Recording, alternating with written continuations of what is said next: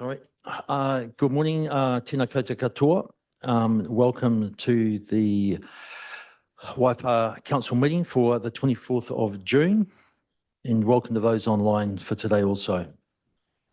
We have a pretty packed agenda, but looking forward to today. In fact, we've got a packed few days ahead of us as councillors, so there's been plenty of reading to get through, but 3 positive days ahead. So we'll start with an opening karakia.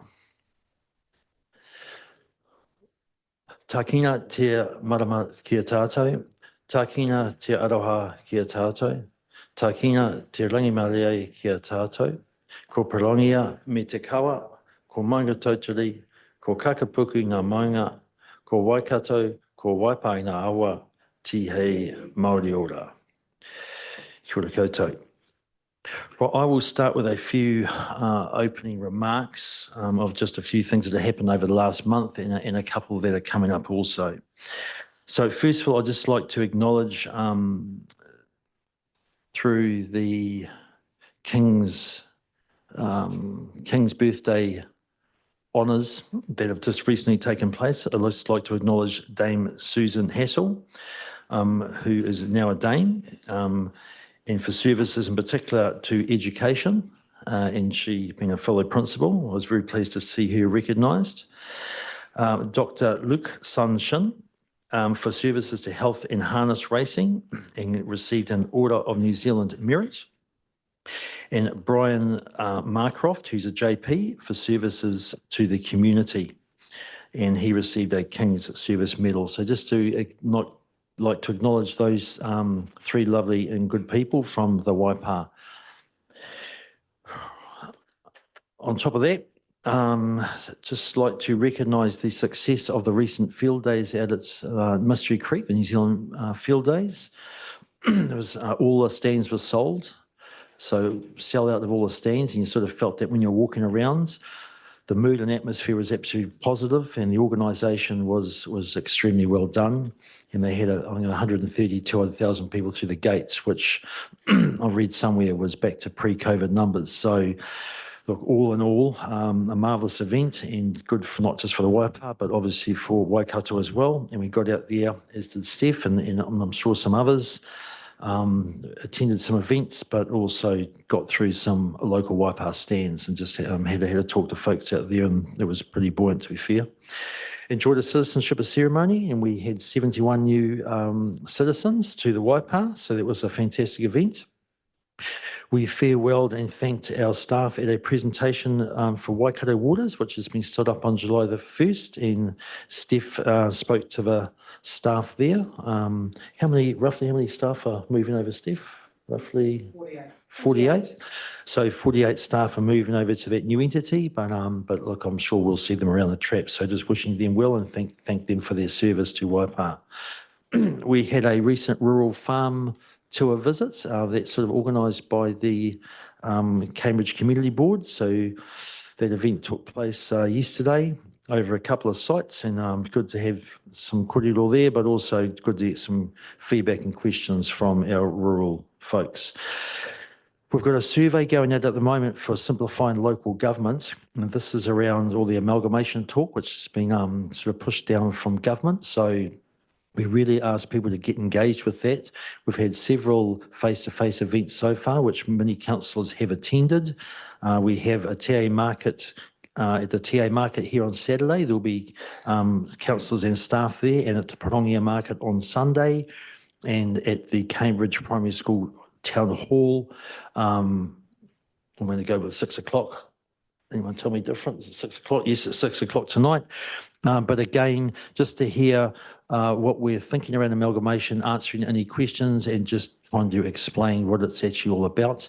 The time frame is tight. We have to put in a proposal if we are going to by August the 9th. So the time frame is it will be on us pretty quickly. But it's an important thing because it does affect Waipa residents and, to be honest, the whole country.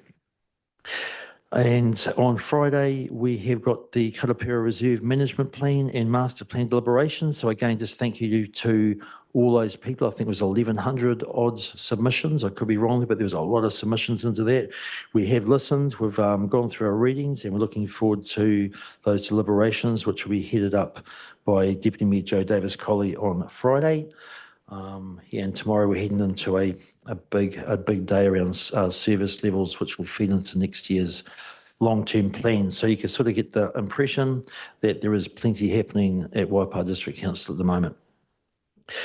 Right, with that, yeah, plenty of reading. Yes, I think, yeah, well over the 1,000 pages this week. So, but all good. Right, we will ask for any apologies, of which we have a full house, so there are none.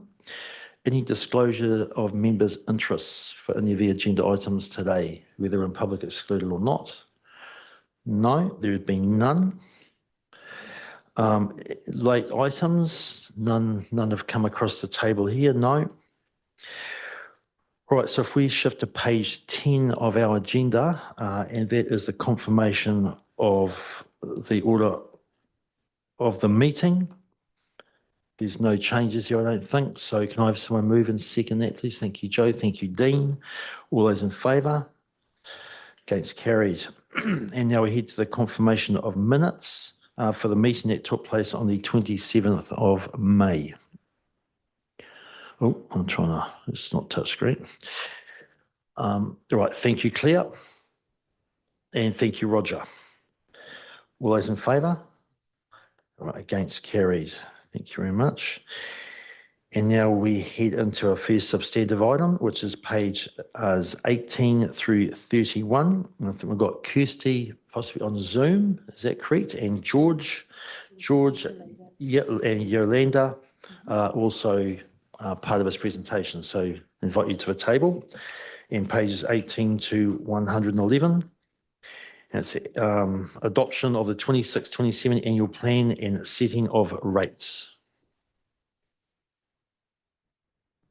Kia ora, thank you, Mayor Mike, and just to acknowledge Kirsty as the business owner of this on screen, who couldn't join us in person today. Before I just sort of get into an overview, I just would like to acknowledge all the effort across the organisation in terms of the development of the annual plan, including staff, but also including elected members. There's been significant discussions to get to this point, and we're operating within a really complex environment, and it really is a little bit unprecedented at the moment. So I just wanted to acknowledge everybody that has contributed to the annual plan. So what I'm going to do is I just want to walk through the key points of the report, and then I'm going to hand over to Yolanda, who's going to walk through some changes that we need to make to the annual plan and therefore to the resolution, and then take questions. So overall, we're seeking Council's adoption of the 26-27 annual plan and approval to set the rates for the financial year commencing 1st of July. And we're requiring that before the 30th of June to meet Council's statutory obligations and ensure that we can collect rates from the start of the new financial year. So as I said just before, Council is operating in a really challenging environment. We've got ongoing change across the local government sector. We've got continued cost pressures, the impacts of the severe weather event, the transfer of water supply and wastewater services over to Waikato Waters, and all of these have influenced how the annual plan has been shaped. And you can see the impact of the environment and the assumptions and adjustments that have been included in the draft plan. But despite these pressures, the annual plan does maintain the average rates increase of 10.7% after growth. And this is consistent with the rates increase approved as year 2 of the 25 to 34 long-term plan. So in summary, the annual plan gives effect to year 2 of the 25-34 long-term plan, but incorporating updated assumptions and adjustments that reflect the current operating environment. These assumptions and adjustments include the revenue for the services that we'll carry on behalf of Waikato Waters, revised capital program timing, the effects of the severe weather event, the recovery costs, the higher inflation assumption, updated growth assumptions, and inclusion of identified operating cost savings. So the plan also does remain within Council's key financial prudence measures, including debt affordability, rates affordability, and debt servicing benchmarks. But I do just want to say, while the balanced budget benchmark is met for 26-27, this position is supported by temporary factors. So including the higher Waikato Water on-charge revenue and increased NZTA subsidies as a consequence of the severe weather event. The report also notes that the annual plan doesn't include anything significant or material in terms of difference to the year 2 of the 25-34 long-term plan. Therefore, on that basis, consultation with the community was not required. So overall, the annual plan provides a practical and financially prudent approach for 26-27. It enables Council to meet its statutory requirements, including delivery of core services and infrastructure, but also responds to current cost and recovery pressures and maintains alignment with the financial direction already consulted on with the community. So I'll just leave it at that, and then I'll just ask Yolanda to walk through just the changes that have been made since the agenda was issued to now. Thank you, George. Good morning, councillors. So in the annual plan 26-27 document, page 54 of your agenda, so page 17 of the plan, there's an error in the statement after the Resource Recovery Centre that construction has started, so that wording needs to be removed. On page 67 of your agenda, the support services first statement, we've just handed out the hard copy. So you'll see there's 2 pages. The first page of the hard copy is with the track changes. The second page is just the track changes accepted. The error there is the variance column should be calculated as the difference between the year 2 and the 26-27 annual plan. In the document that you had received, it was incorrect. And then on page 100 of the annual plan, so page 63 of 100 of your agenda, page 63 of the annual plan, just a change on the additional penalty date, change to 5 January 2027. Then on the rates resolution, we've added the consumption rate to the resolution. That's page 22 of your agenda. Similar to any other rate quoted in the rates resolution, this rate is GST inclusive. And as part of the rates resolution, we've also included a delegation to make minor amendments to the resolution should anything else be raised. Thank you. All right. Happy to take questions. All right, yeah, any questions from elected members? Start with Claire. Yes, thanks. And I'd just like to acknowledge the huge amount of work that's gone into this. Yeah, and I just wanted to test a few things that were in the sort of more detailed parts of the report. Yeah, so the first one is on page 61 of the agenda. So this is the planning and regulatory funding impact statement. And just at first glance, it looks like $600,000 of operating costs are being debt funded. I guess that's because some of the stuff that is being worked on is seen as more of a capital item, but I just wanted to understand that in more detail. It's probably like that's in the funding impact statement, but I think it, yeah. Our principle is that capital cost is debt funded, not operating cost. Exactly what this is, I will need to just ask the team to get back to me. Yeah, it just seemed a bit unusual, actually. That's all. I mean, often we've done it because there's been a sort of district plan work or longer term policy stuff, but I couldn't pick that up.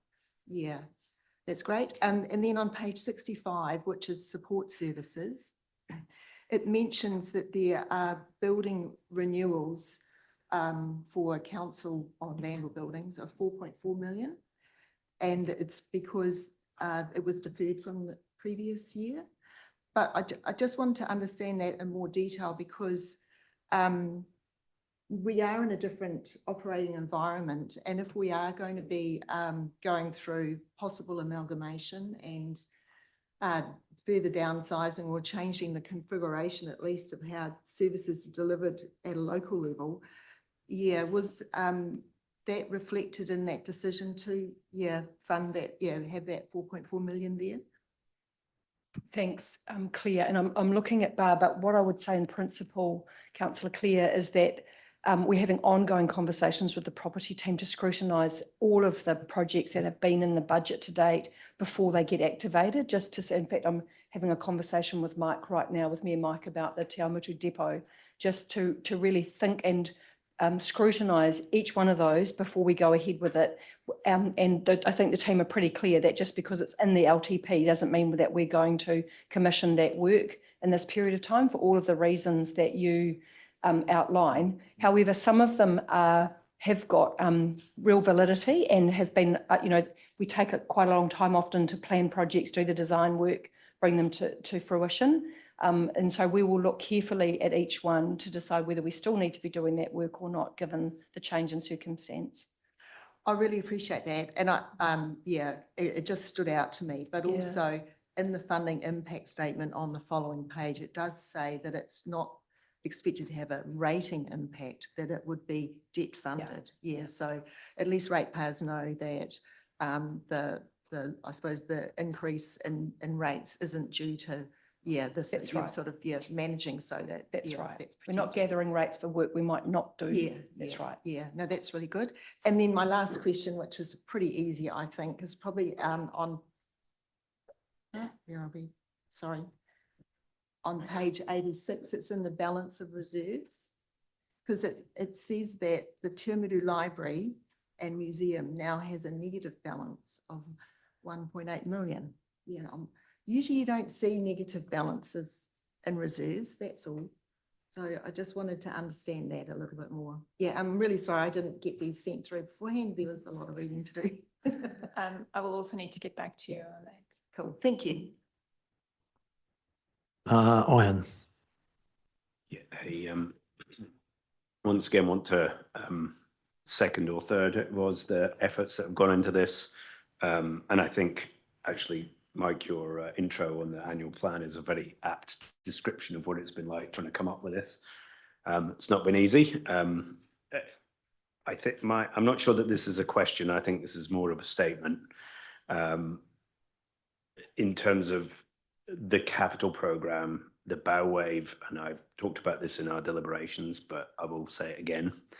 The bow wave of growth CapEx that we've just pushed out. And so if you look at our CapEx program for next year, it's 122 million, it's 78 of which is growth. I know some of that is committed, but not all of it is. And I think particularly as we look down the pipe into LTP, consider our overall debt position, our overall, more pertinently, our overall depreciation and asset cost position, I just want to put a flag on that number. My instinct tells me we should not spend all of that number next year. I know I'm not saying we should take it out of the budget, but I want to record it that it is a budget because I think that we need to look at that very carefully before we actually execute against that larger growth effort, given everything that we see.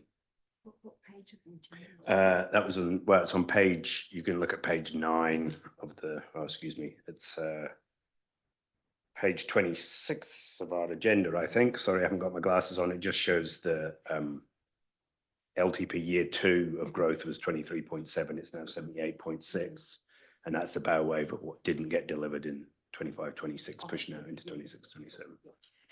I don't know if you want to offer any commentary on that, George. No, and noted, and I think it just reinforces what Steph has said in regard to just because it's in here doesn't necessarily mean it should be delivered, and it will be scrutinised as we go through the year.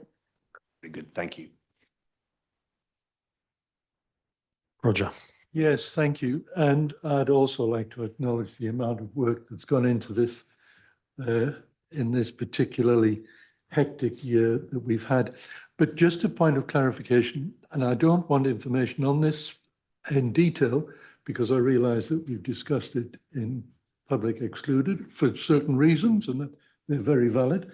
But just confirming, is there within this annual plan still the same level of stranded expenses as related to Waipa Waters that we were advised about that has to be absorbed in this year, something in the region of 5.8 million, 5.6 million? Yep, so that the draft budget numbers that have been workshopped with elected members are the same draft numbers that are within this annual plan that you see before you today, including savings. Yep.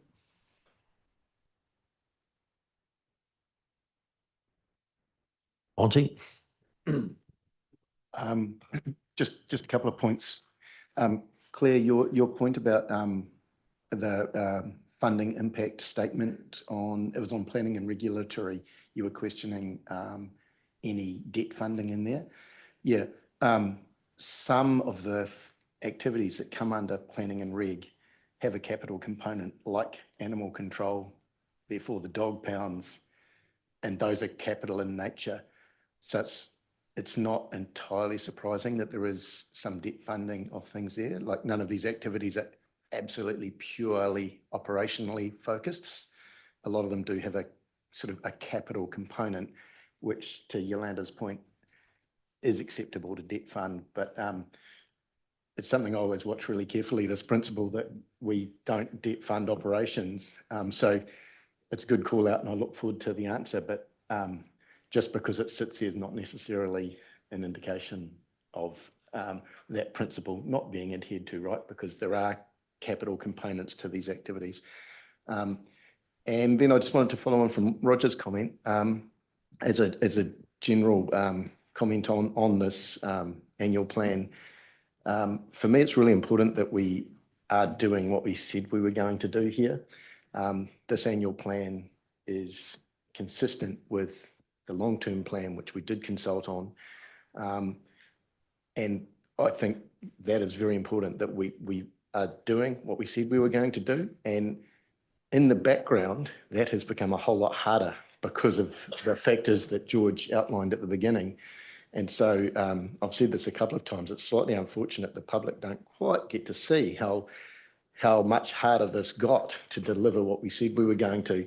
This has turned out to be quite a stretch target, and we had to put a reasonable amount of pressure on the organisation to achieve it. So in summary, we did what we said we were going to do, but it was harder to get there than it looks like, okay?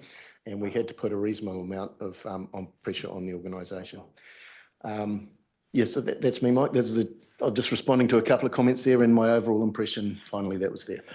Thanks, Monty. And I think Steph wants to respond, but just before, just to add to that, the reality of that pressure was, I think it was around $3.6 million we had to find within the organisation to get effectively back to 10.7. So, yeah, and I guess if you're looking at it going, well, it was 10.7 in year 2, it still is 10.7.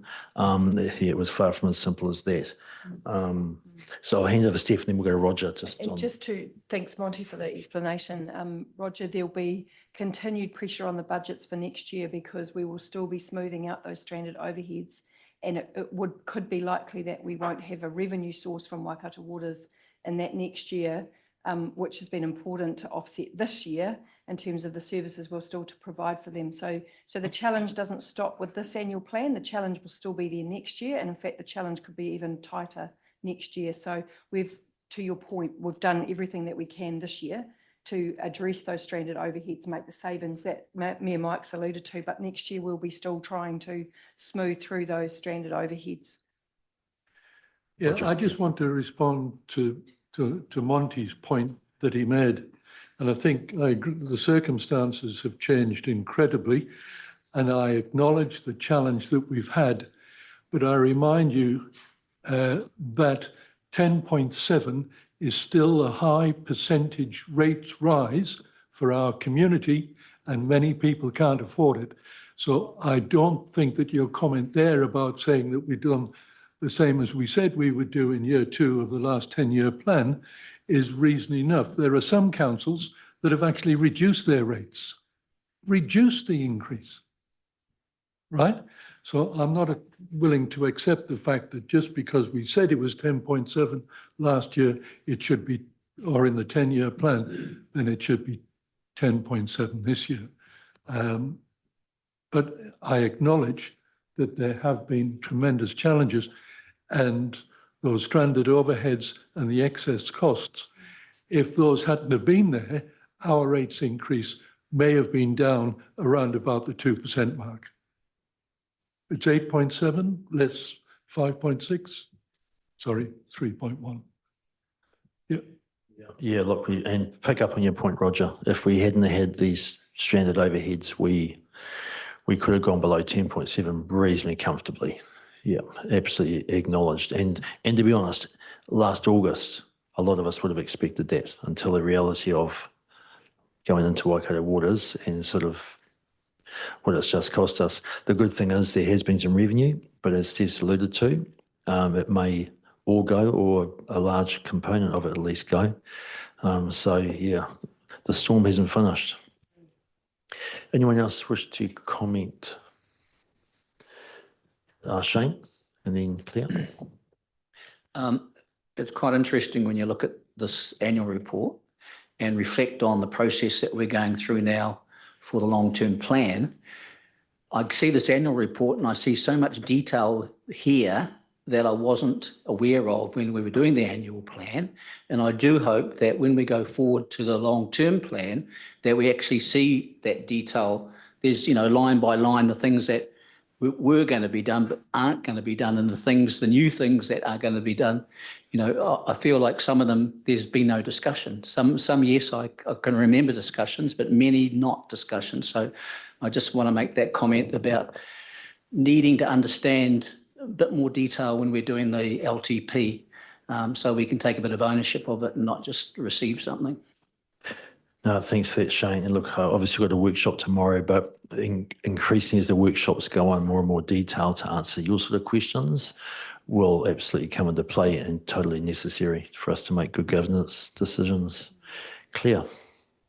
Yeah, thanks, Mayor Mike. I'm omitted to make some questions to do with the emergency funding stuff. That's all. And just I look forward to catching up with Councillor Monty in the break and going over that funding impact statement for planning and regulatory. Yeah, so on page 28 and 29 of our agenda, we have a breakdown of the wash up, I guess, for the expenses related to the weather emergency that we had in February. And I sent through a question about it because I said it's really difficult to follow. And and I think that to be transparent with our community, it should actually be set out as kind of like a worksheet or an Excel spreadsheet to understand the different years, the different OPEX capital, and what's funded and what's not, or other sources. And really, yeah, I'm not happy with the material, the detail that's presented, and I think we could do better. The response I've had from staff is that it's the same information that was presented at a workshop that we had about it. I think we had a bit more information in the workshop, but also sometimes the workshops are also done sort of in a sort of a really constrained time frame, and we're told we might not get it in the most fantastic presentation and format that we might like. We had more time with this year, and I don't feel it really delivers on transparency. So yeah, I won't be voting in favour of adopting it. Yeah. Right, so what you're asking for is for it to be set out in a more easily understood And so you can way. add it up. Yeah. Yeah, because when you add it up, yeah, I mean, there's no final total, is there? You take 2.5 million, 15.3 million, 19.6 million. Yeah, it's difficult to it's difficult to follow. Yeah, and some of it was central government funding that has gone to certain items, but if we don't spend it, it has to go back, or, there's tags on it and, yeah, we don't, I can't work it out, All right, so George, to address that, or Yolanda, to address that moving forward, can we have something brought back to us, obviously outside of us? This is a separate issue. That's what we're asking for, Claire? That's what you'd like? Well, I would like it, but also it's going to be part of the material that goes out about the annual plan, which Yep. we're adopting today. Yep. Yeah, that's all. Yeah, all right. Yeah, well, Right. it'll be up to the table if you want to stop the process, but I understand your point of view. Yeah, we can absolutely supply it, understand, Yeah. the timing, but absolutely we can supply it in a format that you would prefer, and we can work with Barbara around doing that. I guess in the staff response, this is the annual report. This is a summary. Appreciate you don't, it's not in a way that you would like, but it's appropriate for the summary report and staff's view. Thanks, I accept that. Now, what I'd like to know is whether or not, when we get the additional information, if that will be made available on the website as well. So I'm understanding you're saying it Yeah, doesn't really. absolutely fine. Yeah. Absolutely fine. If Absolutely. it's going to generate more clarity, it absolutely makes sense. And look, and that was one of our objectives of giving financial clarity. So And transparency. that's right. Thank you very much. Right. Any other questions for, sorry, Monty? Would you just allow me to ask Claire to reiterate that objection again? I didn't quite get it, okay? I want to understand it. Yeah, so if you look at the table that's on page 29, it's kind of setting out the financial impacts of the extreme weather event in February. It covers 2 financial years and it covers capital and OPEX. And there are different sources of funding that we could also tap into. But I cannot tell from that table, which isn't an Excel spreadsheet, so I don't know if it all adds up, things like that, but also the proportions that I suppose from the different funders, I think that should be in there as well. So kind of like as an Excel spreadsheet or worksheet that's got those different columns with the different funding sources and what's still unfunded on the different categories. Yeah, the totals. It's a narrative. Yeah, it isn't something that adds up with dollars and cents. Yeah, which is what I'd like. Yeah, I mean, yeah, all right. So the funding source, I guess what we could do is add up the figures. You don't need an Excel spreadsheet to do that, but so fundamentally the information, the fundamental part of the information would be the same in terms of the figures. So yeah, I guess that's for you to determine, whether you change your point of view or you don't, but we understand what you've requested and we've agreed to that. So totally good. Monty, just reply to that. Yeah, thanks. I understand your concern now, Claire. But it's not in any way fatal to the adoption of the annual plan in your mind, is it? Because this is an explanation of a deterioration in an operating position in this current year, which has some impact on next year, but it's not exactly fatal to, well, it doesn't appear to me fatal in any way to adoption of the annual plan. And just when you said you were not prepared to vote for it, that always raises concern. I just wanted to explore that. Do you agree with my position there or not? Do understand your question. So I just feel it's a fundamental, foundational principle about transparency to our community. Yeah, and while the dollars, I suppose, aren't, huge in terms of our overall budget, all the parts that make up the report are still important. And I do think that it's important to be transparent about this as well. That's all.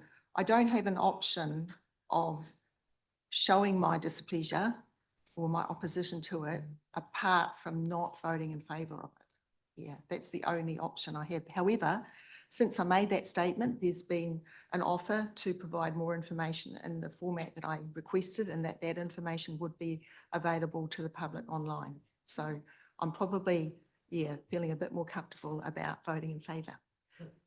Oh, pleased to hear that, Claire. Thanks. Well done, Monty. You got that in clear what I couldn't. All right.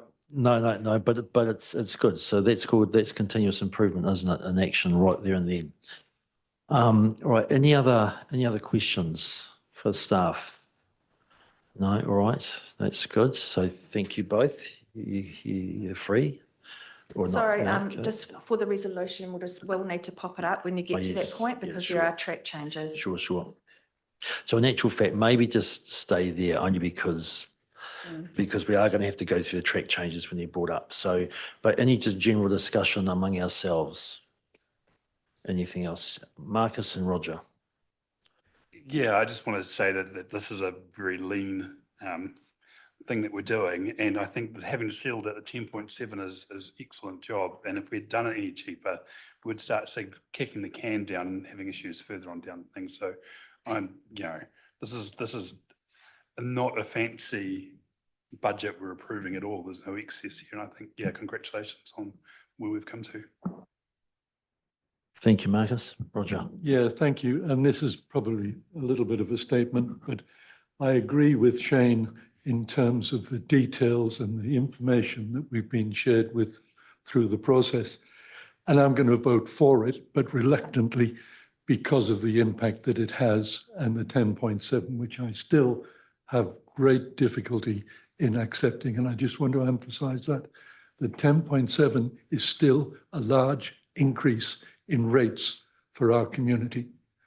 And I think that we tend to lose sight of that impact around this table, even though we've gone through and discussed it in great detail. So I'll vote for it reluctantly, but I just want to acknowledge that it's still a hell of a large increase for our guys and girls out there. Thank you for that, Roger. Well reflected. Ian. Yeah, I think what has perhaps been forgotten around this table or not surfaced, which was, quite right, is that there's a lot of, you said it, Mike, but just to really put it out loud, we did not as a group select or accept 10.7. Like we pushed hard to go lower than that. We didn't come, we tried really hard to drop that rate. And there was a lot of work done by the staff, and there was a lot of consideration and efforts around this table to land that 10.7. So it was not that we didn't just go, oh yeah, it's fine, it'll be 10.7. We did try and go lower, but I think to Marcus's point, when we really understood what that meant, I don't think, or I personally did not forget that a 10% increase is significant for our community. But the other impacts that we would have had to take in order to get beneath that would also have been significant for our community. So, I mean, what I do share that, sense of unease in voting for it, because I don't think any of us love this raise, but I do stand by the fact that collectively, all of us worked through this and all of us came to the suggestion that it was 10.7. So let's not forget that. Thanks, Monty, and then Pip. Just want to make a couple of points. First of all, those of you who have noted how much detail is here in this annual plan and wanting to understand that as we go through the long-term plan, hear you loud and clear on that. And as I, through SPMP, steward the long-term plan process, hopefully as we go through the stages, it'll become more apparent to you as we go through the level of service review, start looking at the capital budget, start looking at the operating project budgets and stuff. Hopefully that'll come clear, but I will keep your comments in mind, okay? That hopefully when we get to the end of the long-term plan, there's nothing in there that's a surprise, okay? So noted and comment well made. And secondly, just on this this rates affordability point. I think it's fair to say that everyone around this table is actually very focused on rates affordability. If you look at the strategic direction and the immediate priorities, the short-term priorities that we've adopted for, or not adopted, but are foundational to our long-term plan that we're now working on, affordability and running a lean and fit for purpose, right-sized organisation is very central to that. So I don't want any narrative coming out of this that we're not all on board with that. I hear you, Roger. You were making the point about 10.7 being a big number. We all know that. We're all very, very focused as we go forward on addressing that. So I don't want any narrative coming out of here that we are not having rates affordability very central to our thinking as we go into the long-term plan. When I said it's important to me that we said we did what we said we were going to do, that's in the context of this very firm focus on affordability and efficiency going forward, okay? And it was always pretty obvious to me that the better place to address that was in the long-term plan, where you've got a more fulsome look at everything, and we had more time, more opportunity to get it really right. If we had tried savaging this annual plan, we would have done it poorly, and we wouldn't have achieved the kind of efficiency and right sizing, etc., that we will be able to get through the long-term plan. So that's me. I'll shut up now and done. Thank you, Monty. Pip. Just a comment. I think we've got two parts of our financials. One is operational, and I concur with all my colleagues here that we've been working incredibly hard to make sure that at an operational level we are operating lean, and we're trying to do everything we can to get in within our budgeted requirements, despite the fact the number that we ended up with. The other part is the capital side, and I'd have to say that congratulations. We've suddenly heard this concept called just-in-time capital delivery, and I concur with Ion's comments that we think we've done really well and moved to just-in-time capital delivery, but we might need to become even more just-in-time, and that our capital expenditure budget, which is pushing us forward, doesn't have to be spent, because if the growth number doesn't happen to be the growth number, we will end up being in the same position which we were a year ago, which we've overinvested in future growth because we have sort of overinvested in the love of projects. So I just say, operational, we're working hard. I think time also now to start concentrating on, do we have the right capital budget, and are we spending the right amount of debt funding capital for the future? Because if we do that, we've got ourselves into real trouble. Thank you for those comments, Pip. We'll go Dean, then Dale-Marie. Thanks, Mayor Mike. So I concur with what Shane said, and I look forward to Monty's assurance that we'll get a bit more detail when we go into the long-term plan. I was surprised, I suppose, when I went through this and tried to understand it and saw things that, weren't in or were in, and we haven't had a say. It's all balanced out. I agree. We said 10.7, and that's what we've done. So I'll be supporting it. But I also understand what Roger's saying, and I've been on to our online calculator, and I've looked at some properties of people that I know, and and as I've said before, people don't care till they care, and they're going to get their rates bill, and they're going to see that they're paying $300 straight up just for their toilet and extra, and some people's rates are going to be up by $1,000 from the bill that we send them.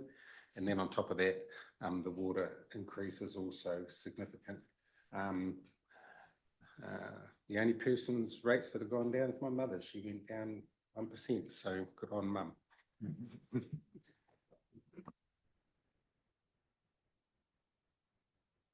Dale-Marie.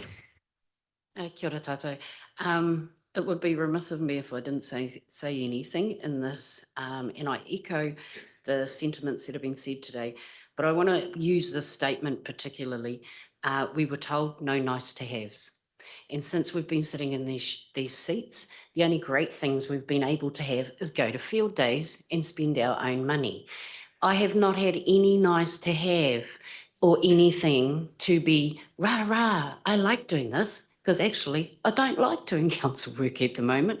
It is taking 35 hours of my time, and then I receive all of this reading, over 100 pages of it straight off the bat. So I just want to say to everybody, we said no nice to haves. I can see, and I've laboured over this, so I want to thank you guys for the immense work. I kind of don't agree with you on this one, Claire St. Pierre, because I laboured over this weekend and added up the numbers that I thought you said weren't there, or you couldn't pull them out. But right now, I'm feeling really, really disheartened in council because there is no good things. There is nothing good that we are doing, except for going to play networking at field days, which Dale Marie did not do because she's got other bigger things to do in this space, like dealing with the amount of houselessness that we have in this Waipa district. And it probably will get worse when we become something bigger. So sorry, I know everybody around here is all okay with, this and that, but when we have people like Minister Nanaia Mahuta put down good things, we wouldn't be here today if we had Three Waters. Kia ora rā.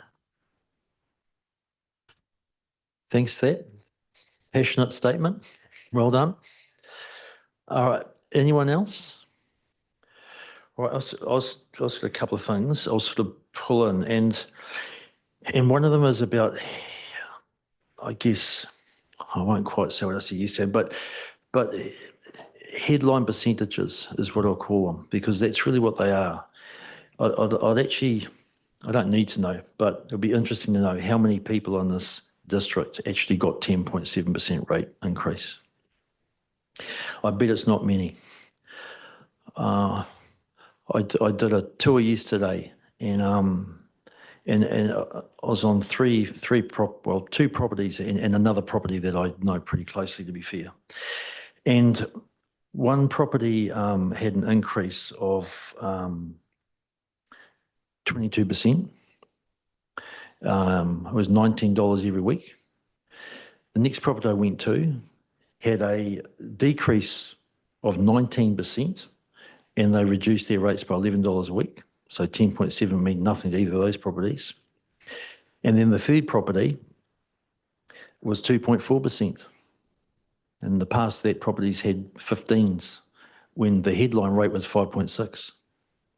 So I guess the point is there's percentages, but ultimately, and I think it's really what you've alluded to, Dean, is I don't pay percentages when I pay my rates. I actually pay a bill. And look, I think we were finished with some data a little while back when I sort of, I brought up this. I've got a bit of an angst with percentages, to be fair, in terms of headline statements of how our rates dollar value compare with similar types of territorial authorities. That, I think, is a fair comparison with a similar rate structure, because all the rate structures are all quite different in New Zealand. You've got general rates, but a lot have massive targeted rates. But it sort of shows we are not the best and we are not the worst. We're in the middle in terms of what we actually pay for rates. So, yeah, I understand all the comments, and 10.7% isn't a big number. But I was in a meeting in Hamilton last week where they wanted to do a transport meeting, where they wanted to increase a fare of a service that the regional council deliver by 25%. Which sounded like extraordinary. And then we asked what the service was. Well, the service was, it will pick you up from the corner of your street and take you to the corner of another street in Hamilton. What's the cost of it? $2.56. Well, 20% is ridiculous. Increase it by 100. Increase it by 200. It's still cheap. So it's a little bit relative to the services that are provided, and having the whole quantum, not just a very simplistic figure. But I agree with the sentiment of this is a non-fat budget. There's nothing flashing here. There's no big new projects. This is sort of back to basics, and this is where we're at. So no one likes it. No one stood here last August thinking this was going to be a reality, but I think we all understand why this is the reality. So with that, we have some changes to the recommendations here, some reasonably substantial ones. So I'll get those put up on the board, and George maybe, or I'll just get you to take us through them.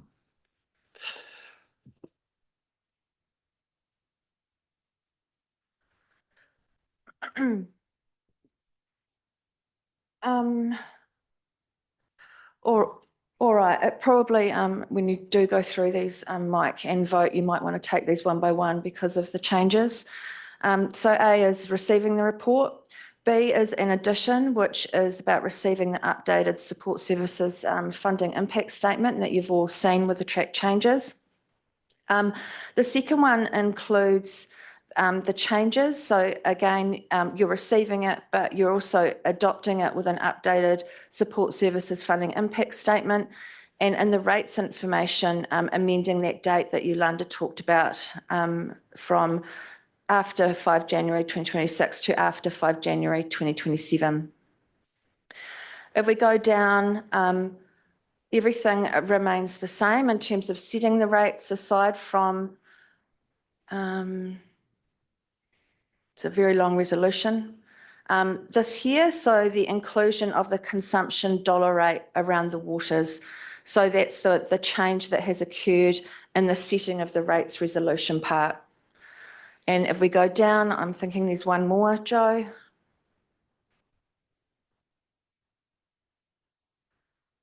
The second one is delegating to the acting deputy chief executive the authority to make minor editorial changes. And I think Dean sent through a couple of those early today. So they're the changes, and probably recommend, Mike, that you take them through one by one. Right, thank you for that, George. So we'll do that because we've gone from A to C to A to E really. So the first one I don't really need to read out, I don't think, because it's really just the same. It's received the report from Melissa Russo. Can I have someone move and second that? Thank you, Ian. Thank you, Shane. So the next one will be B, receive the updated support services funding impact statement tabled at this meeting and included in the minutes. Updated support services financial impact statement. So that's becoming B. Excuse me, Yes, could we, sure. yeah, it'd be good for Oh, us yeah, to see the sure. text. Yes, yes. Sorry, I thought that was up there. I was looking down. Would it be possible to put the page number on it as well?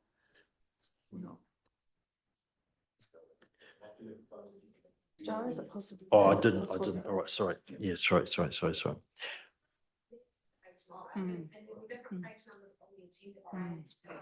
And when we do the final edition. Yeah. Yeah. Yeah. Thanks, Joe. Yeah, so no, yeah, I will move them separate. Right, so for the first one, I had a mover and second. All those in favour? Against, carries. Right, so B, I have read it out. It is up on the screen for all to see. I need a mover and a seconder for that, if we're happy. Thank you, Claire. Thank you, Marcus. All those in favour? Against, carries. So C, which is now C, so it's updated support services funding. Impact statement replacing the support services, adopt the draft 2026-27 annual plan, Appendix 1, in accordance with Section 95 and Schedule 10 of the Local Government Act 2002, subject to the following changes. And those changes are A, updated support services funding impact statement replacing the support services funding impact statement specified in Appendix 1, and B, in the rates information section, amending the date for a further additional penalty of 10% to be added to the rates from the previous year that are not still unpaid after the 5th of January 2026 to after the 5th of January 2027. All right, so a mover and a second there. Ian, a Dean, thank you for that. All those in favour? Against, carried. And now we move on to D, which was the old B. That really stays the same, so I won't read that out. There is except it's, yeah, there is change to that, but not the actual recommendation. So if we're happy with that as part of it, can I have a mover and a seconder for D, Pip and Joe. Right, all those in favour? Okay, and then we move to page 8 of this report, which is now the new E, and delegates to the acting chief executive the authority to make minor editorial changes and the correction of minor errors to the 26-27 annual plan as part of the publication process. Thank you, Ian. Thank you, Claire. All those in favour? Against? Carried. Look, and again, it's been reiterated, but the amount of work that's gone into this by staff has not gone unnoticed. Yeah, and look, and the impact, input from the councillors also. So look, thank you all for all the mahi, all the work that has gone into this longitudinal piece of work. Thank you, team. Thank you very much. Thank you, Melissa. Right. Right, so now we're going to move, get Peter Skilton up and moving to pages 112 to 118 as the district plan changes to water's financial contributions removal. So I invite you to speak, Peter. Thank you. Thank you. Good morning to you all. I'll take the report as read, if that's okay. And just give a brief explanation as to what it's about. It represents a little bit of housekeeping, really. We have a financial contributions policy that's contained in the district plan. And that policy contains some rules that relate to water and wastewater services, taking contributions at the time of development. The water services legislation that we've got has got a requirement in it that if we have financial contributions in the district plan that are for the same purpose as what we also have development contributions for, and those development contributions are going to be adopted by the waters entity, then the district plan needs to be amended to take those provisions out. And so we've gone through, identified some provisions in section 18 of the district plan, which need to be removed. Those are identified as track changes in Appendix 1 to my report. So essentially the recommendation is to receive this report and to amend the district plan to take those provisions out, and for that to occur on the 1st of July. Right, thanks for that, Peter. Any questions to Peter? Before any just comments among ourselves, no questions. Right, thank you, Peter. Thank you, very good. Right, any comments or debate or discussion among ourselves? I just want to pick up just on page 113 under section 4 there, background, the second paragraph in there, which I think is really worth reminding ourselves about. That Waikato Waters Limited is anticipated to deliver more affordable, efficient and sustainable water services for the communities of the Waikato Waters Limited shareholders effectively. And that's something I think we need to continue to hold Waikato Waters to account around. We never, ever, we always knew water was not going to be cheaper, but we chose this pathway because we believed, and the data showed this was the cheapest way to deliver water services in the future. So all of us, and particularly Shareholders Council, of which I am on, so I expect, you feed through me, and our job is to hold them accountable, but the accountability starts with the public through this table, through me, and into the entity itself. Right. So page 112, we have a couple of recommendations there. Recommendations A and B. We can move those together, I think. Thank you, Dale Marie, and thank you, Marcus. All those in favour? Against? Carried.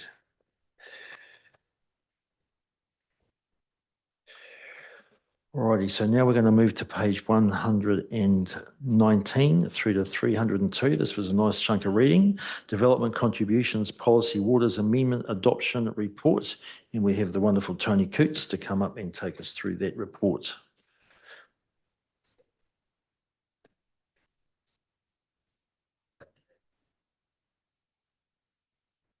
Kia ora, everyone. So I will take the report as read, but just a brief overview of what it is meant to entail. Essentially, it's a requirement through the Water Services Bill and the new LGA requirements to essentially lift out our waters contributions from our current policy. As we are still administering the policy for Waikato Waters on their behalf, we will be updating our website to include our previous policy. And as the rates haven't changed between this annual plan, there's no need to go out to consultative processes through this process. So happy to take questions as the report, but it has been a process that Mika has been following to lift and remove all components related to the two waters. We've kept everything else in that is relative to our ability to assess development contributions. And as we are still administering the policy on behalf of Waikato Waters, we'll still be the main consistent point of contact for developers. So don't see any change in terms of the actual administration of this. Thanks for the explanation, Tony, and thank you, Mika, for the report also. Any questions? So either of them, Pip, thank you, and Ian. I suppose just rather than specifically relating to Waikato Waters, I'm keen to understand the broader issues around development contributions. Can I just ask the question, in the event that additional time or changes to development contributions are agreed with an external third party that we're doing development contributions with, if they request an extension, for example, of let's say 2 years or whatever, does that come back to council to approve those, or is that done within delegated authority within the executive? So we won't have any say with regards to development agreements or deferrals of the water and wastewater. We're simply administering a policy and assessing those. Any development request for deferrals goes through the appropriate delegations. Those would be to Steph as the CE for all related matters that are non-waters. For the two waters, that would be a decision that the entity would take into account, and they would look at their own balance sheet. Through the administration and the service order with council, we will be able to facilitate meetings with developers, but we won't be able to make effective decisions on what they look to defer and what they don't look to.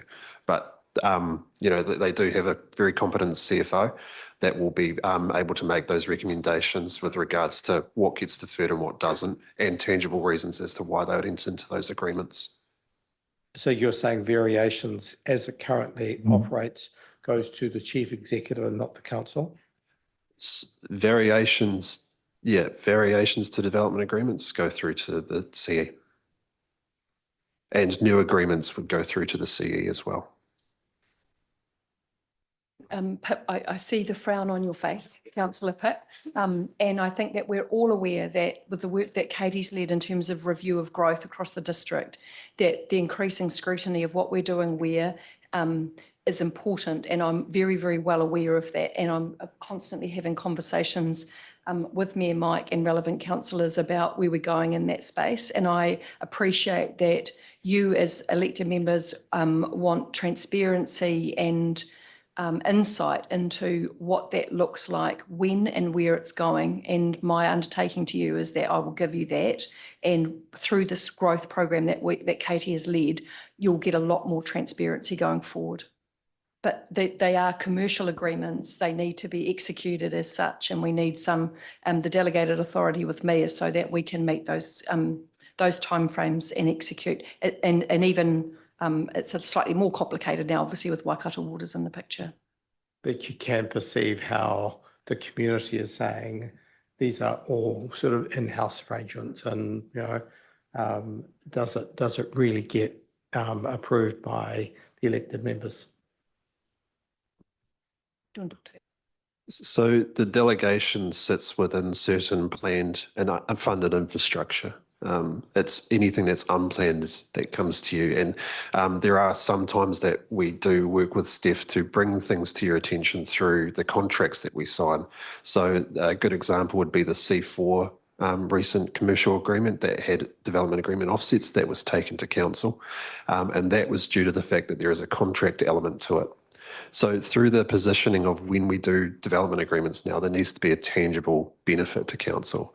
And that's simply through the development agreement offsets, which is tied to a contract with an IWA. And if that exceeds a certain value, that comes to council. So there are pathways in which you do see those in the large significant agreements that we enter into. We're not trying to hide anything. Everything goes through the right forecasting and assurance of what we're trying to deliver. We are trying our best to ensure that we're delivering just in time, and those will work through scrutinous requirements around what we're forecasting through. So those are my suggested responses. Thank you for that, Tony. Liz. Yeah, just as I understand the actual operating of the board, of the water board, is that any control that we have is dependent on what the level it is at. So basically, from around regarding partnerships that they can enter into, unless there's major changes to the legislations that we've put in place, we don't have control. Not for the water or wastewater aspects, no. But we do for roading, for stormwater, for community infrastructure and reserves. And sorry, Mike, can I add to that? And Liz, I think through the statement of expectations and through the performance framework that the shareholders forum will present to, will sign with the Waikato Waters Board, there's very clear expectations of managing growth in a way that fits with council's aspirations. So even though we're not delivering the waters infrastructure now for the structural reasons that we've decided and meeting government legislation, it's not that there aren't any levers in there to work with the waters CCO. And as you can see in our Future Us plans, we're thinking about building our own capability and capacity around being a very responsible owner of that CCO and developing our ability to work constructively in that space with them, which is a new era for us, but it's one in which a strong relationship with them, some strong accountabilities, will make sure that that is integrated between waters, transportation and other growth infrastructure we need to land. Expecting that that's what you expect of me to do. Thanks for the response, Steve. Ian. Yeah, I think a little bit more straightforward, this one. In terms of the stormwater components of those DCs, is that pretty cut and dried in terms of actually who pays for what? Or is there a certain point? Because I can imagine when we're actually prepping these sites, there might be some of that work that's actually, delineating which bit is the stormwater and which bit is the wastewater or clean water, and trenching and so on and so forth is not necessarily straightforward. Have we already hashed that out with Waikato Waters, or is that still to come? Or I think it's very clear that the books still sit on our end for all stormwater. We don't mix waters. We have separate, where we do have planned infrastructure investment related to stormwater, there is a separate stormwater connection, a separate reticulation network, and one that would never interchange with that.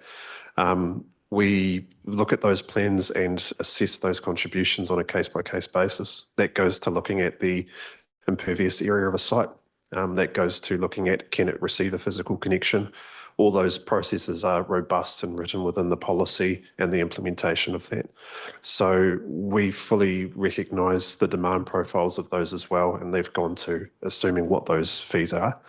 A lot of the stormwater charges relate to new greenfields areas as well, which will have specific requirements for stormwater. The brownfields areas don't typically have growth investment programs within them. Therefore, they're not charged for those, and that's where the breakdown of those funding areas are. So we're fairly confident that we will still administer and separate and divide those as best we can. Very good. Thank you. Just a very quick one. I assume that Waikato Waters are picking up our existing DC rates exactly as we had them and dumping them in its own DC policy or whatever the equivalent is. That's correct. Yeah. So their policy references our last policy that we had, and we haven't changed the rates between the last annual plan and this annual plan.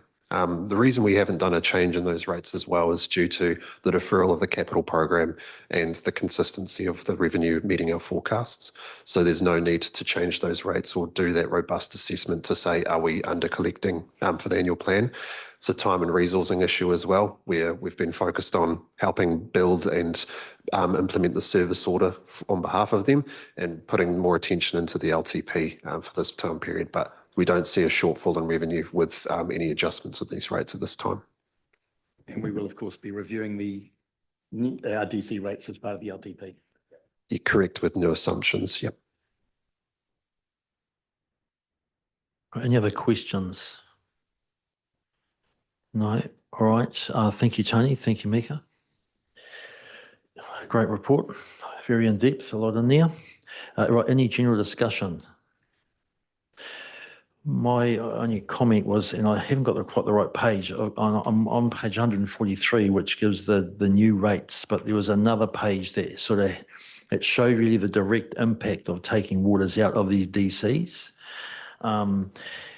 Yeah, it's quite phenomenal of the percentage difference of some gross sales were 15%, others were like 85% of the cost is in those two waters. So it just shows the amount of revenue that council is about to lose, but obviously the debt went with it.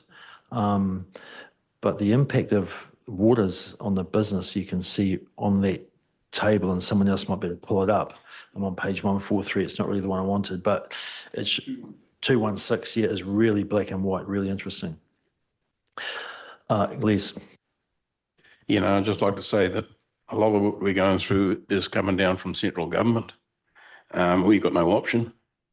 Around things like amalgamation, we're not getting any financial help to do that. We're going to have to carry that. So the public realise that we're trying our best, but we've got to work within what central government demands, and they want the water sorted out, and they want amalgamation, and that all comes as a cost.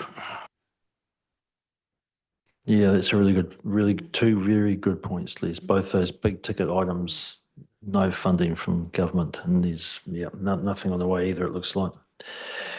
Right, so hey, a great paper, good discussion, good questioning. We have 3 recommendations here, A through C. Can we have someone, Ian and Claire, Ian moved, Claire seconded. All those in favour? Against, carried. Thank you for that. Right, look, we're pretty much bang on time. Are we happy just to punch through to 10:50? Yep, all right. Do you want a little break? Because we've got time. All right, let's take a couple of minutes, okay? Because we actually are a few minutes ahead of time. We'll come back at just after.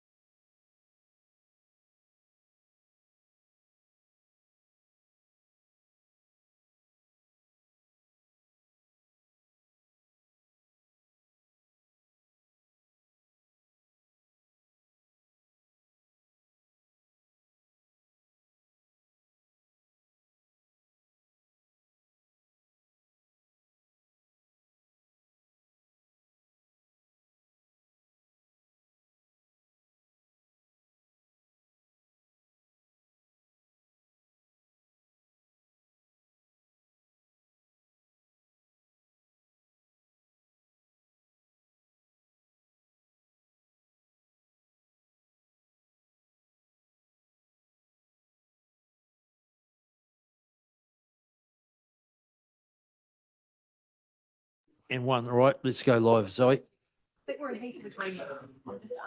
All right, folks, we just took a short adjournment. We are now going to move to page 303 to 308, the Waipa District Council Waters Transition Program Status Report. And we invite George up for that and Kevin. Oh, and is Aaron online or? No, right.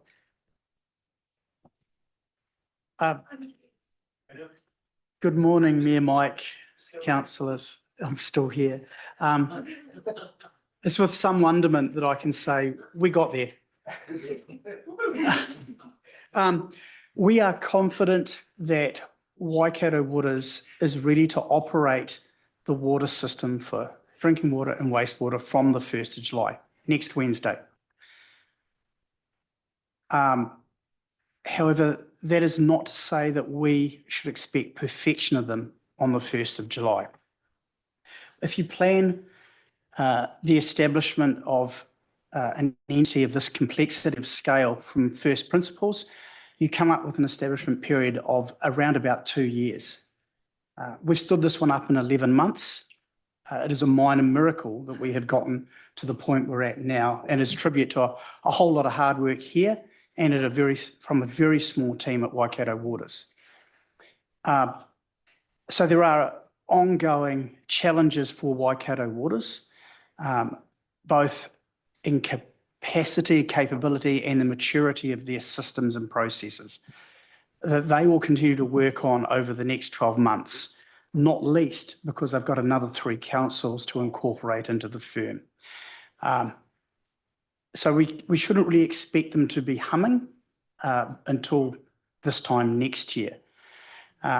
So that obviously means for us, both at your level as governors and ours as staff, that we need to monitor their performance, how they're going, and stand ready to help them however we can to ensure that we deliver the services that the community expects.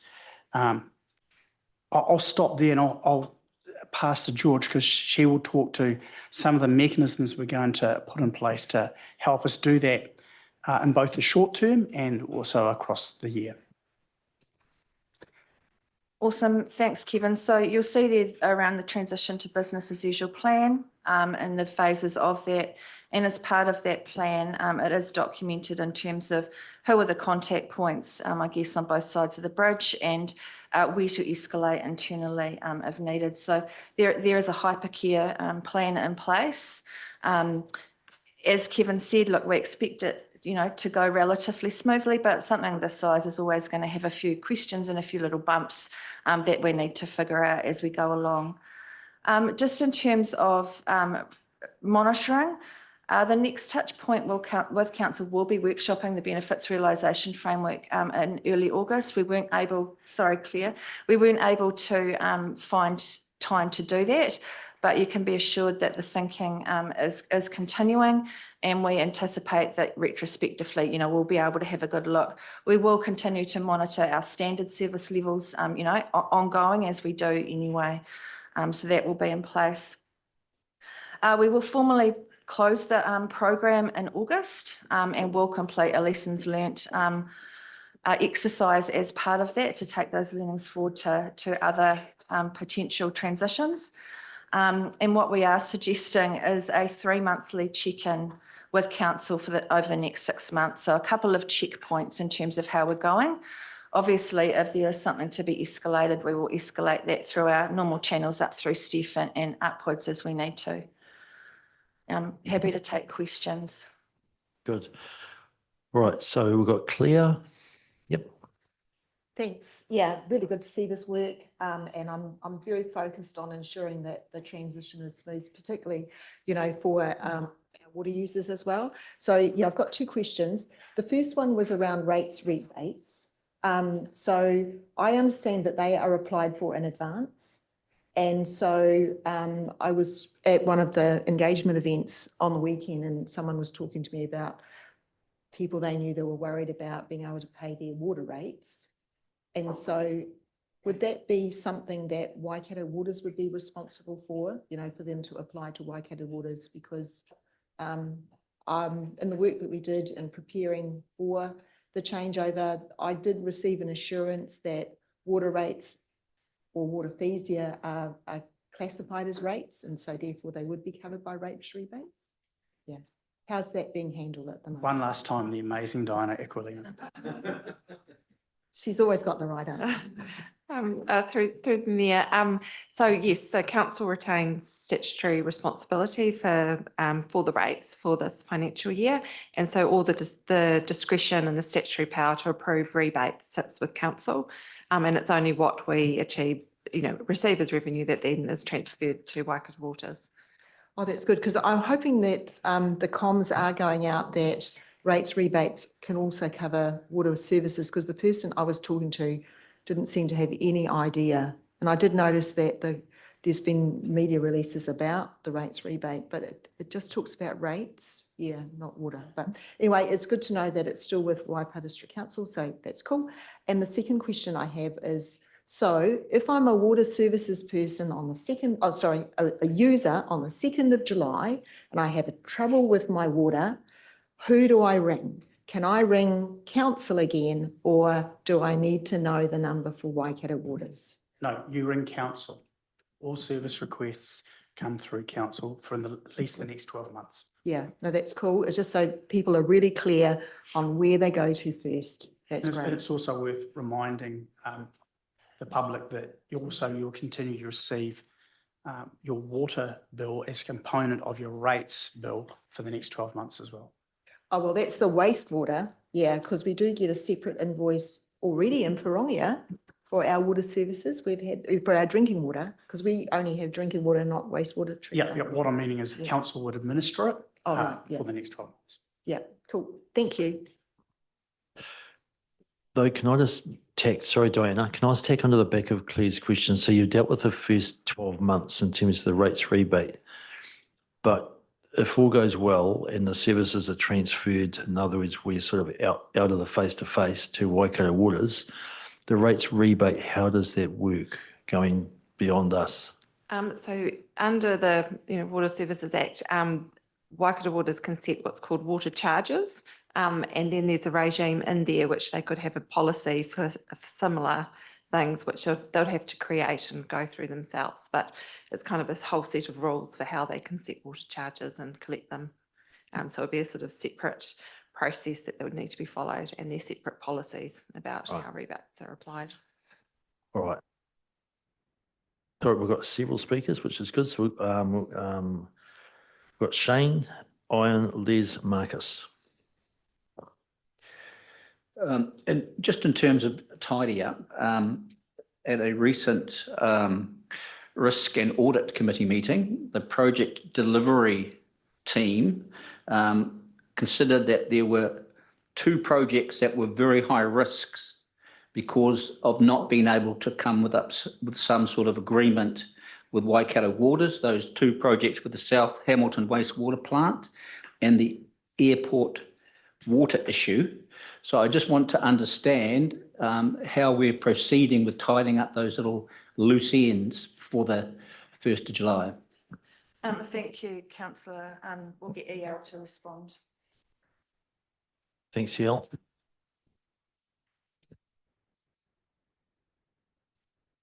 So those were included in the public excluded matters of the report. In terms of the concerns and the mitigations were continued conversations as we do with between councils, elected members, to ensure the information is included and discussed.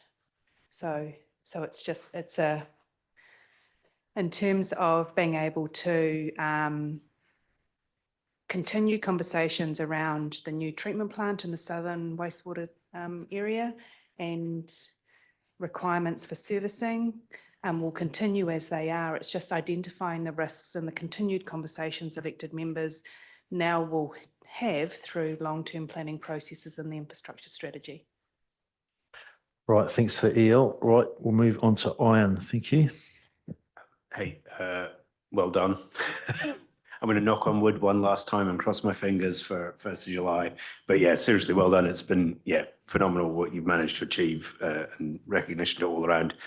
The one thing that worries me, and we've talked about this before, is that the Mana Whenua partnerships can, if you look at our risk table, is the one and only thing that has stayed a problem throughout. And, you know, that to me almost suggests it should be going red. Unless you tell me there's another reason that we think it is going to tend toward green, because it worries me. Yeah, I'll ask Steph to speak to this as well, but it's been very clear that Waikato Waters, they've got limited capacity and capability. They're very much focused on the physical operation of the system and having that in place for the 1st of June. From a council perspective, we think it's a considerable risk that they haven't addressed the significant iwi Māori relationships, but more importantly, Mana Whenua relationships and obligations that they have. They are aware of this. It's been raised with them numerous times. They quite simply haven't had the capacity to do anything about it. I think, Steph, have you anything you'd like to add? Just reiterate that and know that as chair of the CEs committee, I consistently raise this with them as an organisation and talk to them and stress the importance of the relationship and the fact that we hold the tuakana relationship with iwi as councils and as a treaty partner, and that they need to establish that capacity and capability as soon as possible to be able to fully develop those relationships themselves in the context of our broader relationship. And obviously just keep sharing with iwi when we're in conversation with them about what's happening and where we're at, and do what we can to share information. It's not ideal, but I suspect that post 1 July, there may be a little bit more freeboard in that organisation to be able to really focus on these areas where they need to lean in. Okay, I mean, I think I understand, but I would still, you know, I worry about that framing a little bit, because I think really if we're being genuine to those commitments, it should be foundational, not an after the thought fact, which at this point in time, that horse has bolted, right? So I think that makes it all the more important that Waikato Waters get on this ASAP post 1 July. But I know I'm meeting the chief executive either this afternoon or Monday afternoon, and I can take back the message from this table that we remain very concerned about that and that they need to move. We have had hui, we've got a draft partnership agreement with iwi. It just needs some capability and capacity wrapped around it to execute it and move it on. But I'm happy to take that voice back into my next meeting again with me. And it's actually very helpful. So thank you. I appreciate it. And I think it would be one of the things, you know, I think your 3 monthly check-ins that you suggested, George, is spot on. And that would be, admittedly, I'm taking a lot for granted there in terms of operational network, but assuming that happens, this is the thing I want to make sure that they're, right on top of. Thank you. Thanks, Ian. Right, any other questions for Kevin or George? Liz? Oh, sorry, Dalmarie, and then Liz, and then Marcus, right? I tautoko rawa te kōrero kai atu rangatira i a koe, Councillor Kempson. Steph, I don't know whether there's a capability, because I see that we have MOUs for everything, and we talk about the scorecard and monitoring Waikato Waters, and I kind of think it would be front-footing our partnership and showing our partnership if we were able to put some more mechanisms in to look at this capability for an expectation that we would have to look after the genuine, authentic relationships we have had and fostered so that we can have confidence that Waikato Waters would be giving that in post 1st of July. I understand the capability and the kōrero there, but there's a lot of Māori that have lost a lot of jobs in the last year, and they have an open checkbook over there, unlike us at the moment. Kia ora rā. Thank you for that. Liz? Yeah, my question relates to the penalty rates for water. We'll be sending out the bills. I take it that we'll be applying penalty rates. I'm just wondering what there is from the point of view of giving some relief if we decide to, considering that yours will be the penalties will come from you. It's never sat well with me that it's at 10% anyway. I don't think we should be making money out of people's misery. Diana. So we would apply any penalty or rates for emissions in accordance with our policy, just as we currently do. So there's no change around that in the next financial year. So we're constrained by the legislation and our current policy about how we apply penalties. Right, thanks for the explanation there to the question. Marcus. My question is about the rates rebate. I was under the impression that that's just for the property rate, not for waters. But correct me if I'm wrong on that one. And the second one is just on how do we report waters faults? Will there be like progress made to actually still stick with the Antino app so that the users across the Waikato region have one point of contact rather than having to have another different way of reporting faults and issues? Yep, yes. So customers will continue in regard to how they interact now, including Antino. But what I might do, Lisa, would you mind just sort of talking about the work that you're doing with Waikato Waters? Sorry to put you on the spot. Thanks, George. So Waikato Waters and my team are working incredibly closely in terms of making sure that there's a seamless interaction for the customer come 1st of July. So as George said, everything that they are doing now, they will continue to do and we will be continuing to do on their behalf. When it comes to the comms, particularly if there's any outages, we have an incident management plan, which we have met and practiced. So our comms team will continue to deliver the emergency comms on their behalf as well, using all of the channels that we currently use. Waikato Waters is going to be establishing their customer relationship management system over the next 12 months. I don't know which system they will use for reporting faults, but clearly Antino would be one of the leading contenders. Right, thanks there. Thanks for that. All right. I'm going to call that, I think we're done anywhere there now. Anyway, so thank you both. Okay, thanks again for all the work that's gone on and you've reached the finish line bar next Wednesday. As we sort of said before, we've acknowledged those staff that are leaving the Waipa to head into the new waters entity.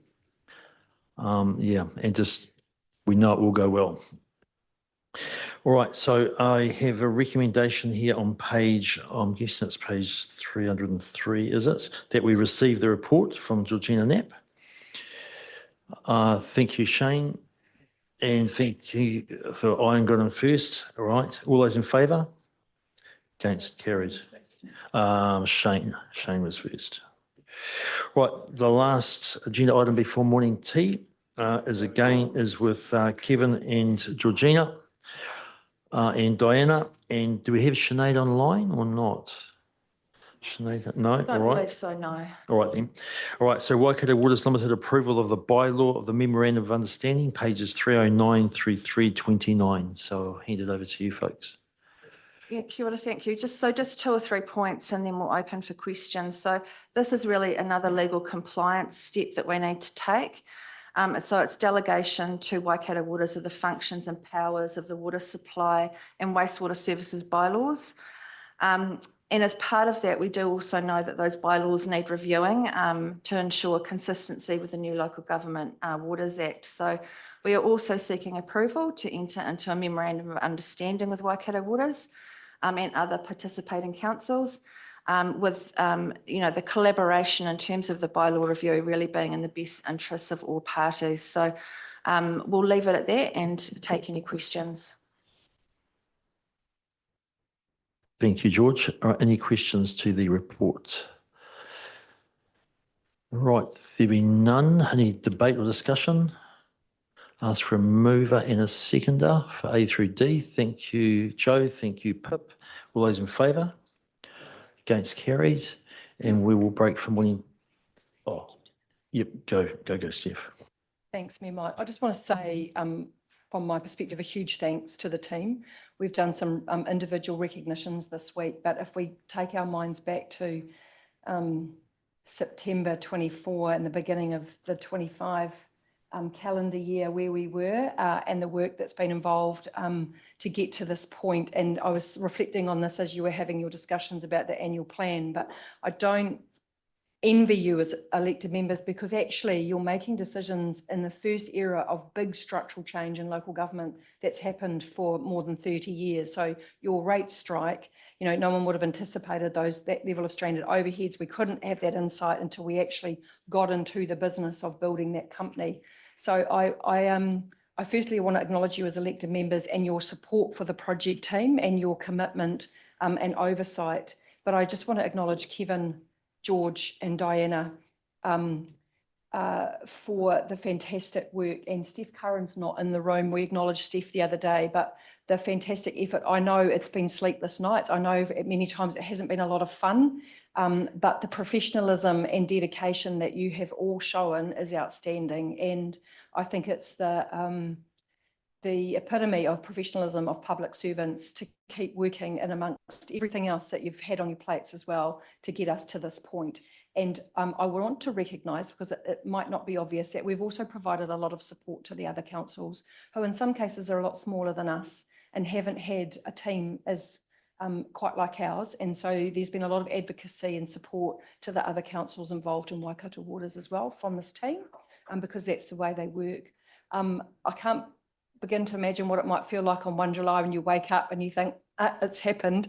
But on behalf of the elected members and the wider exec team, I just want to say a huge thank you to you all for that incredible piece of work. It has set us up to think about how this rolls for the future. So it's given us some really good learning and capability, but I know that you've taken that toll personally and professionally, but you've remained dedicated to it. And I think that success should be really recognised and celebrated when it comes on 1st of July. So thank you so much, team. Huge, huge achievement. Thank you. Thanks for that, Steph. Yeah, thank you. And just before we break, hey, Steph, you and Susan, previous Mayor Susan O'Regan, this got to a table through the work that you folks did, and I know it wasn't easy. And in the end, there was a split. You know, Waikato and Hamilton went off, and you guys led the charge here. So I'd just like to acknowledge my predecessor, Susan, too, and the work that she did with this, and also working with ministers. I know down in Wellington, you know, at the CE level, your work involved in this too, Steph. So thank you all. Right, we'll come back. I think we can go 10 past. Thank you.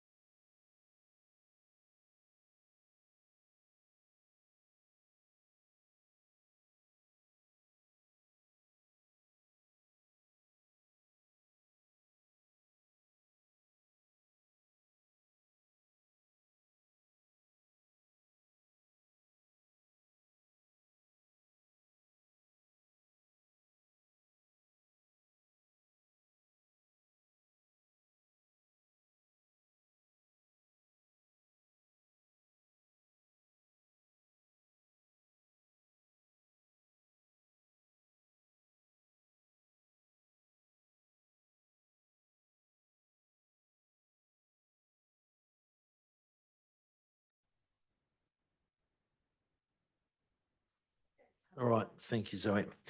All right, welcome back. We just had a short tea break. So now we're heading into the growth principles. So we're going to invite Karen Saunders and Katie Mays up, and we're on pages 330 to 339 of the agenda.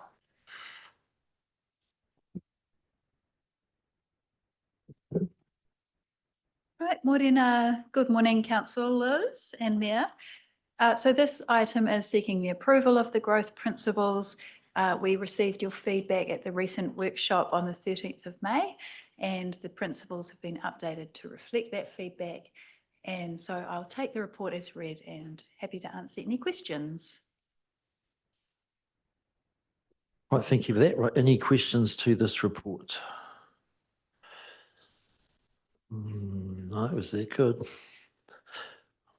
Excellent. All right, no, I think, all right, no, thank you for that. All right, all good.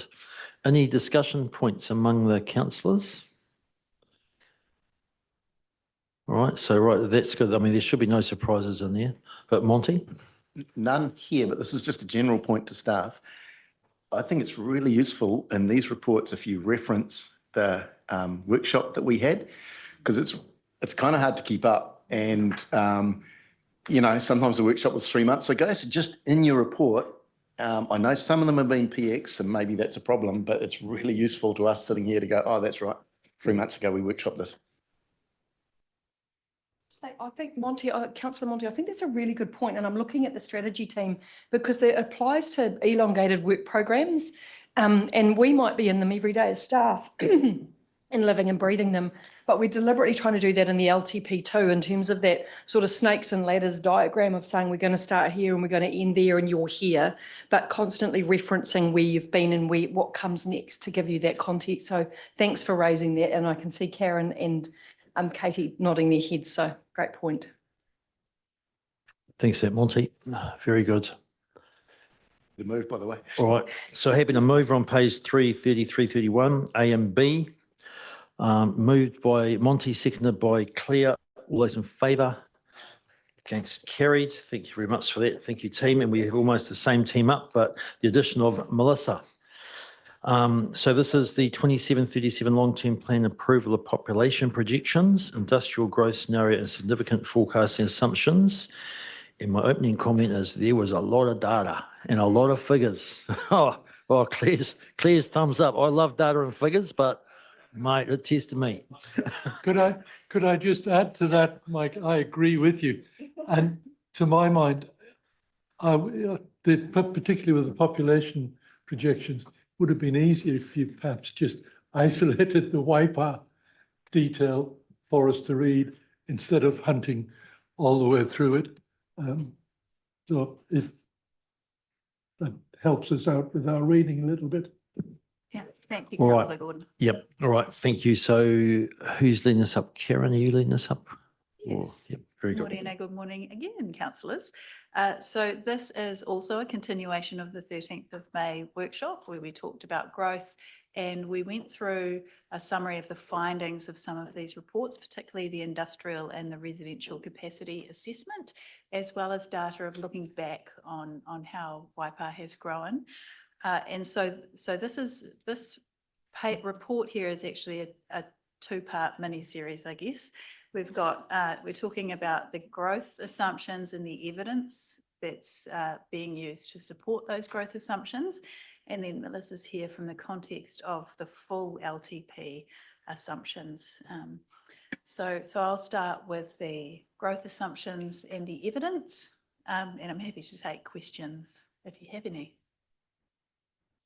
All right. I'm sure there is some to this. So we'll go Monty, then Claire. Anyone else for now? Monty, Claire and Ian. Just in respect of the industrial land park. So that Just give us a page there, Monty, just so we can jump to it. I'm talking the formative report, which is on 505. Okay. When I was reading this, I just did get the sense that that report had been commissioned to test the adequacy of our industrial land provision rather than an accurate forecast of industrial demand growth. I see that it does both, but just as I just wanted just to test with you the adequacy of that as a planning tool in our LTP. Thank you. So I believe we've got David Totman online on Zoom. He is there. Hi, David. He's up on screen there. So I'll just start with that. The report was commissioned to look at demand and capacity. So it was. So that's why it's come back with those two sets of information. But David, did you want to expand on that any further?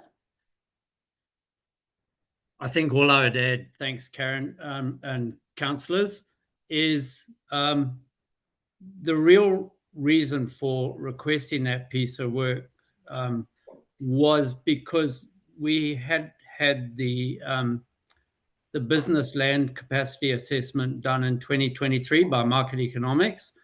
And I don't know, some of you may recall, that work was based on information that was 2018 census based.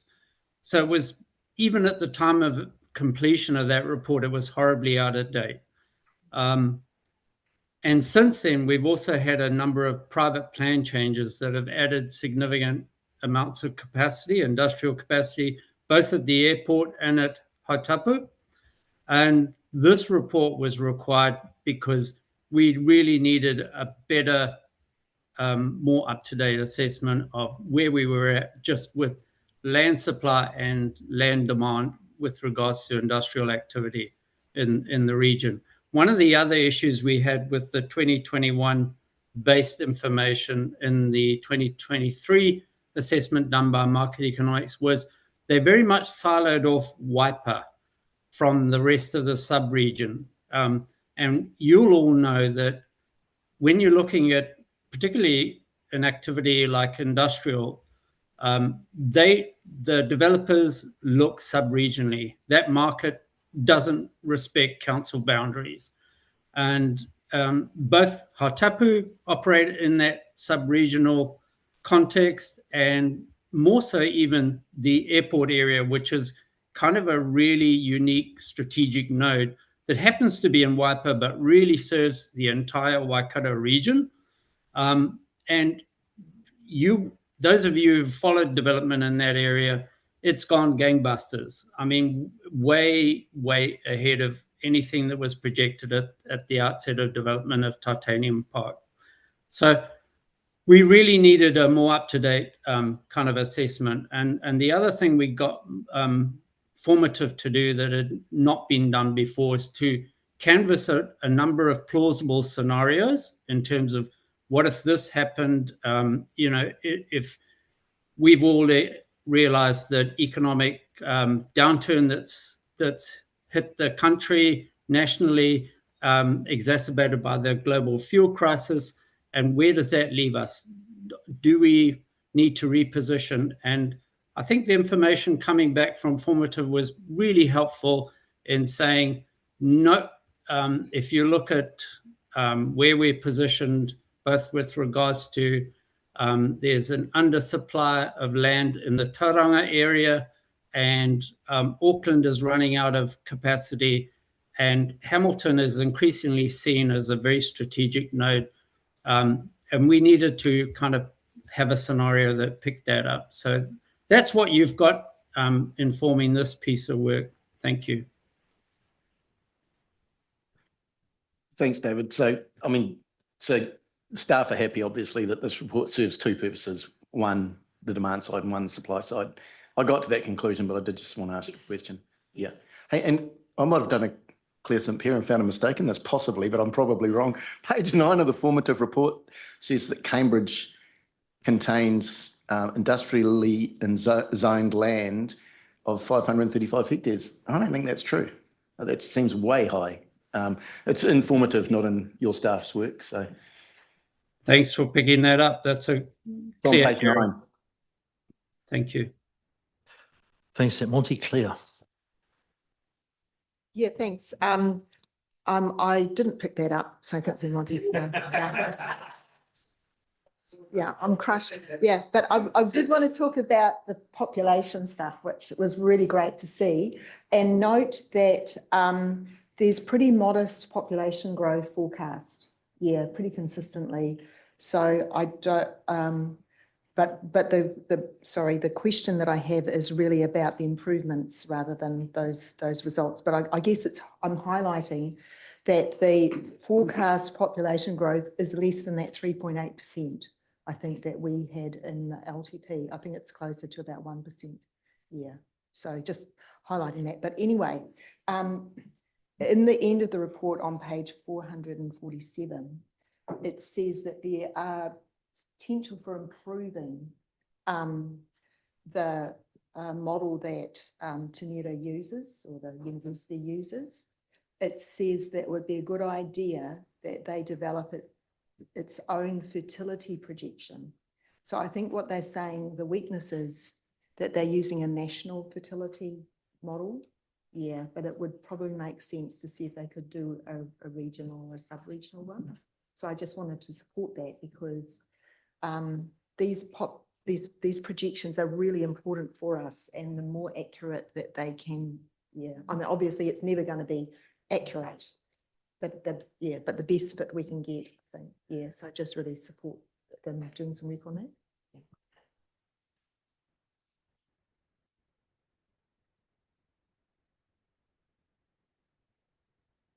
Thanks for that, Ian, and then Roger. Hey, folks. And I apologise because I wasn't here for the 13th of May. So if there's something I've missed here, I apologise in advance.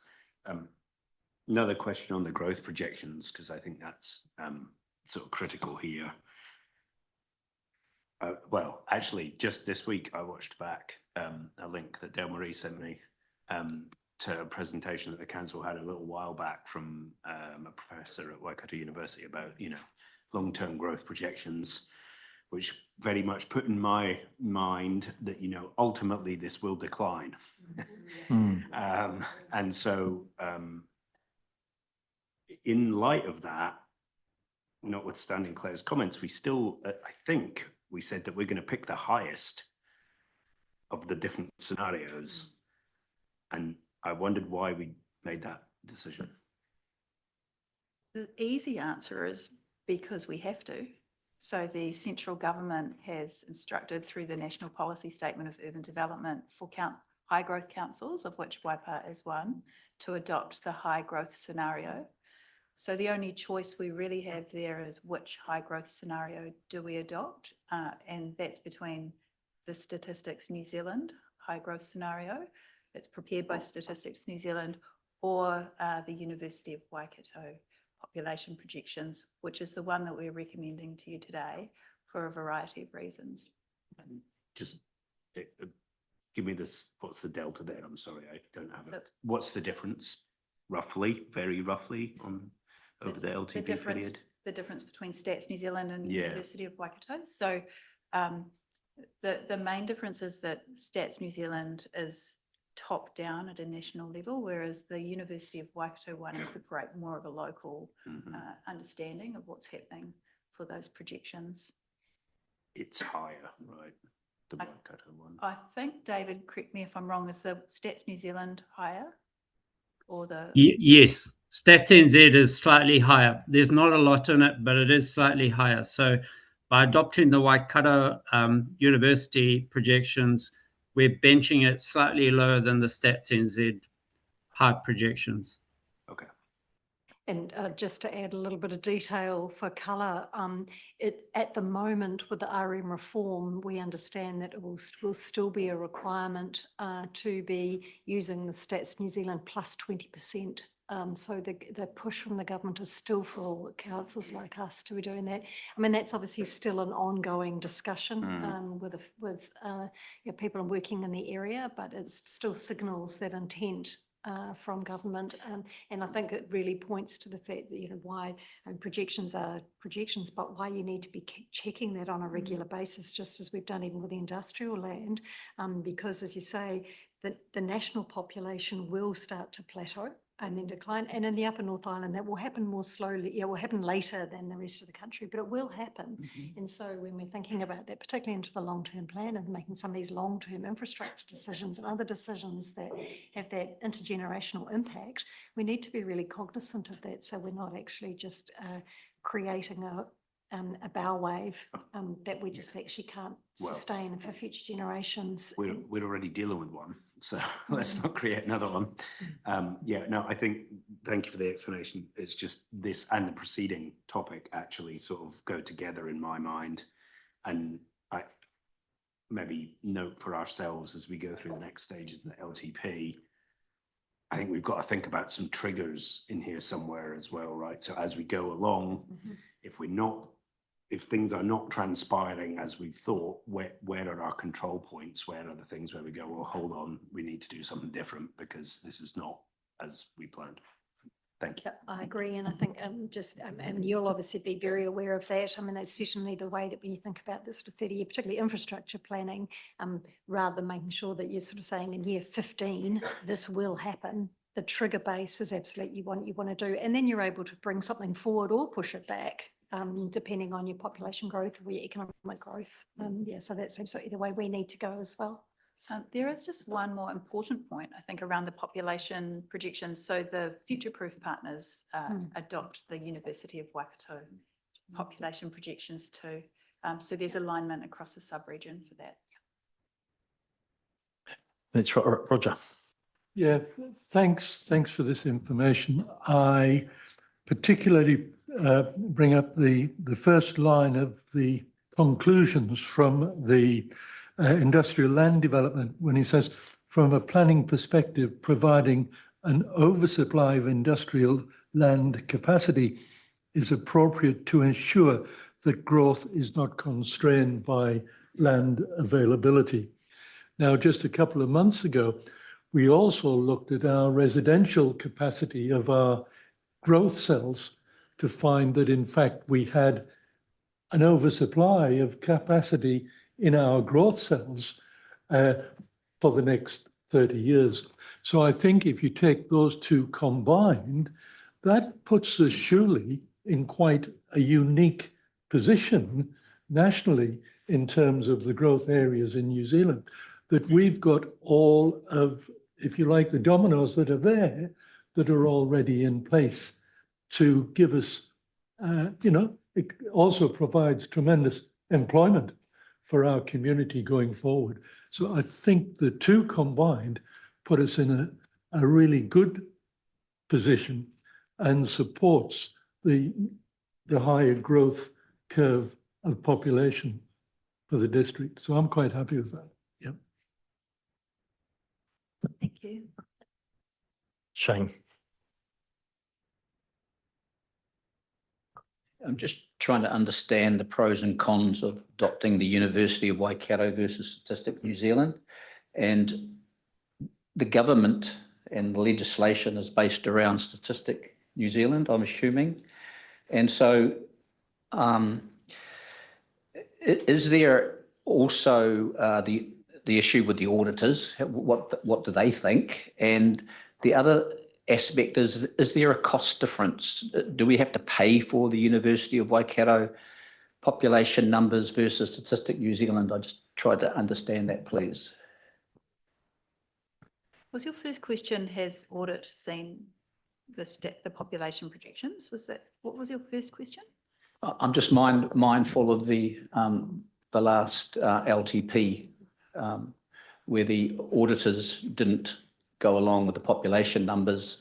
Is it related to these sorts of issues or not? I can respond to that. I'll respond to that part and then we can cover the cost part. I think either Melissa or David can pick that up. So the Audit New Zealand picked up two issues in the last LTP, and that was the adequacy of the evidence to support the long-term plan, and then it was the consistent application of that through the various models, in particular the financial modelling. So what we're bringing to you here today is the evidence to support those growth assumptions, which in our view is robust across the population projections, industrial and the residential. So we're also So we've got our plan for this is to have external assurance on the second part of that process, which is how those assumptions are applied through the various models. So there's early assurance, and then we think we'll be ready for Audit New Zealand around September for that. So we're yet to work with Audit New Zealand to just confirm and lock in that time. So does that answer that part of your question? Yes, keep going. And then the second part of your question, which was around costs, whether Stats New Zealand costs versus whether the University of Waikato costs. David or Melissa, looks like she can answer that. I'm happy to speak to it, Karen. To my knowledge, there is no specific cost that's covered in our future-proof contribution. So only if we requested additional work from the university would there be a cost incurred. And that perhaps comes back to your first question about the pros and cons between using the two. So Karen's already identified that they use different methodology of the sort of top down, and the university takes that bottom up so that they can take some of the regional perspectives into account further. And then as an upshot, one of the biggest advantages is that then all the future-proof councils are using the same evidence base and have the same assumptions, so that we are actually planning for growth as that future-proof sub-region. And there's real strength in that when we're thinking about both the sort of labour market movements and what we need to be providing for, both in terms of residential growth as well as industrial growth. And so that's why actually for a number of years, Future-Proof has relied on the university projections. Stats New Zealand, the Ministry of the Environment and Stats New Zealand are aware that many growth areas do exactly that. And the provisions allow you to move away from that Stats NZ high if you've got essentially more nuanced work that's particular to your region. And like I say, most of the urban growth areas around the country do additional work to actually refine that work so that they are as tight as they can be about their projections. Just got a comment, but followed up by a question. Around the growth projection stuff, it's on page 344, right down the bottom there. And sort of it started off in 2020. And by 2030, we have to have, the projection is 4,100 homes, and it shows that we're definitely on track with that statistically. In fact, I would argue that we're sort of above that in terms of the domestic. But did I read in there somewhere, and I don't know if it was to do a future-proof, that the targets that have been set have actually not been met in terms of growth? Did I read that in there somewhere, or did I not? And if I didn't, no, there's nothing in there about that. All right. No, fine. So the residential stuff, we are on track to actually meet those targets, and there's evidence there to show that. And the industrial stuff, you can see what's happening there physically. Yes. Right, any other questions? Yeah, Monty. We're running into the LTP assumptions at the same time. You happy with that? Okay, yeah, you said it was a 2-for-1 deal, so I'll take us there. So a lot of the assumptions have been filled in now, I see. We're still missing 18 and 19. I'm assuming, I think actually you say 19, which is the ratepayer growth in rating units. That comes after this meeting when you get the approvals you need for the data set you're using and so on, right? Correct. Yep. Okay, and then 18, the growth assumption scenarios, what if 15% more or 15% less? Just wanted to examine what that was going to look like. This sort of follows from what Councillor Kempson was saying as we go forward. And yeah, so just give us a sense of what that's going to look like, and will that go so far as to do sensitivity analysis on our DCs, because it has a really big impact on them and where they sit. Yes, thank you. I believe that the reason why that's not done now is because we need to, through the LTP, plug in all of the capital program that's going to happen and to get a little bit further down the line, so that then you can model, okay, well, what if then we grow faster or slower, and then what does that do to all of these numbers? That's my yeah. So it's sitting there as an assumption, but I'm following on from Ian. It's in your LTP, it'll have fairly big effects. And so is it appropriate just to sit there as an assumption with some kind of sensitivity analysis, or is it something more than that in our LTP? Because growth is such a significant component of it, both in terms of our capital expenditure, but also our balance sheet via the DC recovery, et cetera, and even into the DC rates, because they change depending on the rate of uptake. You don't have to answer this now. I was just thinking, what is assumption 18 going to look like? How's it going to fit? Good morning. So I think it will be more of a sensitivity analysis. We do this with one or two of our other assumptions. Those are at the request of audit, so this will look quite similar, I would imagine.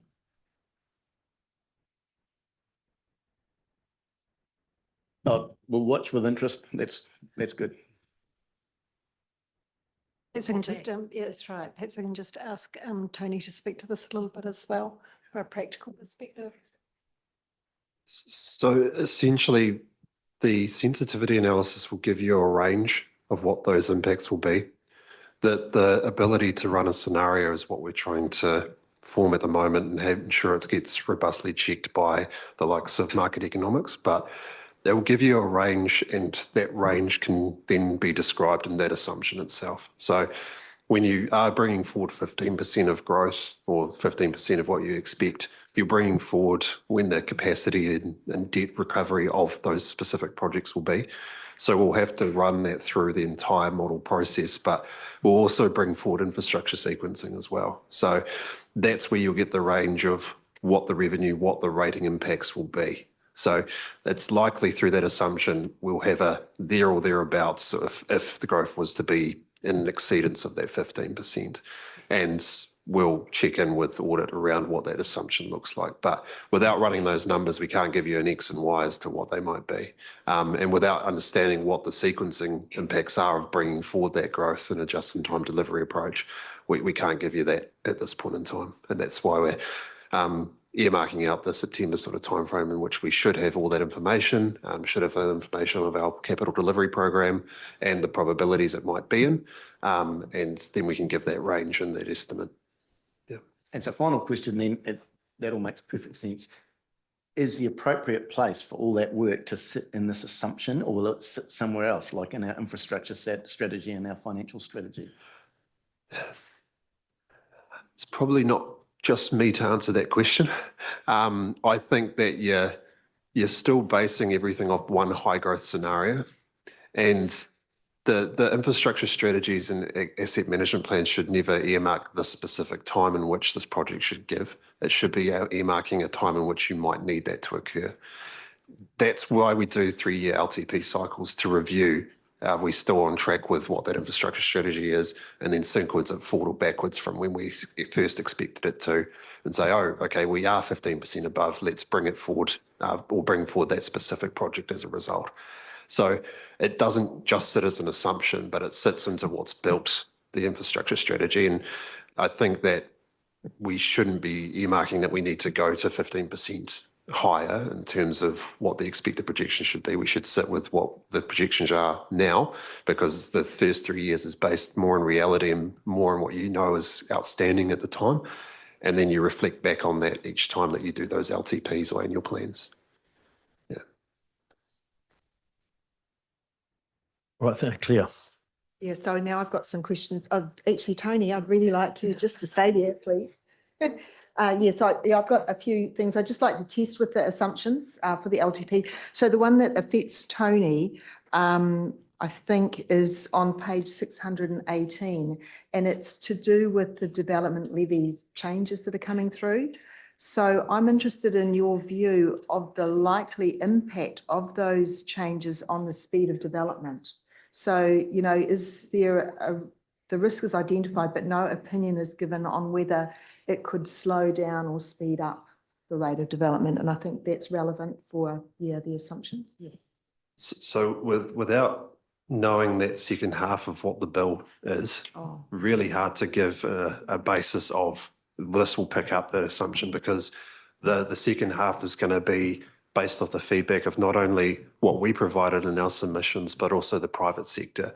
And I know the private sector weren't particularly happy with where developments landed in the first half. So in that initial sense, if the goes through in terms of how some of those key parameters around quarterly interest and phasing and capping the charges to 2030 come into play, it's likely that you're going to see a short-term issue with growth revenue based on the consents that are issued between 2028 and 2030. But by 2030, you should have a fulsome full charge against the projects. It's still out for debate on whether or not you're going to get what the first half said it was going to do. The quarterly interest component, I know, is going to be quite combated. But if you were to have those provisions put in place and an aggregated level, you're going to have a steadier, more certain revenue stream of development levies, because you'll be able to accrue interest on the final payment. So you're not constantly, and you're reassessing those payments. So you'll be able to do a more robust revenue line rather than have to do such a high projection or so high assumption based from year 4 onwards. So your out years will be more certain in terms of what that projection revenue line will look like. But as we're not going to that for this LTP, and it's with only the first half of the bill presented to us, we can't give you that full fulsome picture of what that is. And we don't know when the second half is going to be passed, do we? We know that it's likely that by September we should have when that second bill is out, whether that goes out for full consultation or whether it gets passed through just cabinet, and then whether or not this coalition gets in. There's too many unknowns to give you a really accurate depiction of that, or if there is any reshuffle of what cabinet looks like that they're willing to go through that process as well. So too hard to give you, I can't crystal ball gaze too much. Yeah, okay, thanks. It's really good to get that extra context though. That's great. I've got other couple of questions. Probably you could leave that. Oh yeah, I don't think you need to be involved in these other ones. I know your time is precious. Yeah, so on page 601, this is the climate change impacts, the assumptions there. I was wondering whether or not we should assume that across the 10 years of the LTP, that we will have, say, 2 or 3 impact events, you know, like whether or not we should actually, at the moment we say there's a risk, you know, we can expect that there will be more, but we're not putting a stake in the ground, say for planning purposes, why don't we just say we're going to have, 2 or something, you know, like, have you thought about that? We haven't thought about that, I guess, scenario specifically, but I think the key kind of application of where this assumption will be mitigated is through the financial strategy. And obviously, Council has talked a little bit about, you know, how they would deal with an emergency response. And so I think if we can keep it kind of broad, it's probably more aligned to where the financial strategy sits. Oh yeah, okay. No, I'm happy with that response actually. It makes sense. Right, then on page 607, it talks about the local government financing agency. And so this is the second to last paragraph. It says council guarantees WWL debt, but also council is a guarantor of other LGK funding, probably more significant. Yeah, so I just thought that actually should be stated in there. Yeah.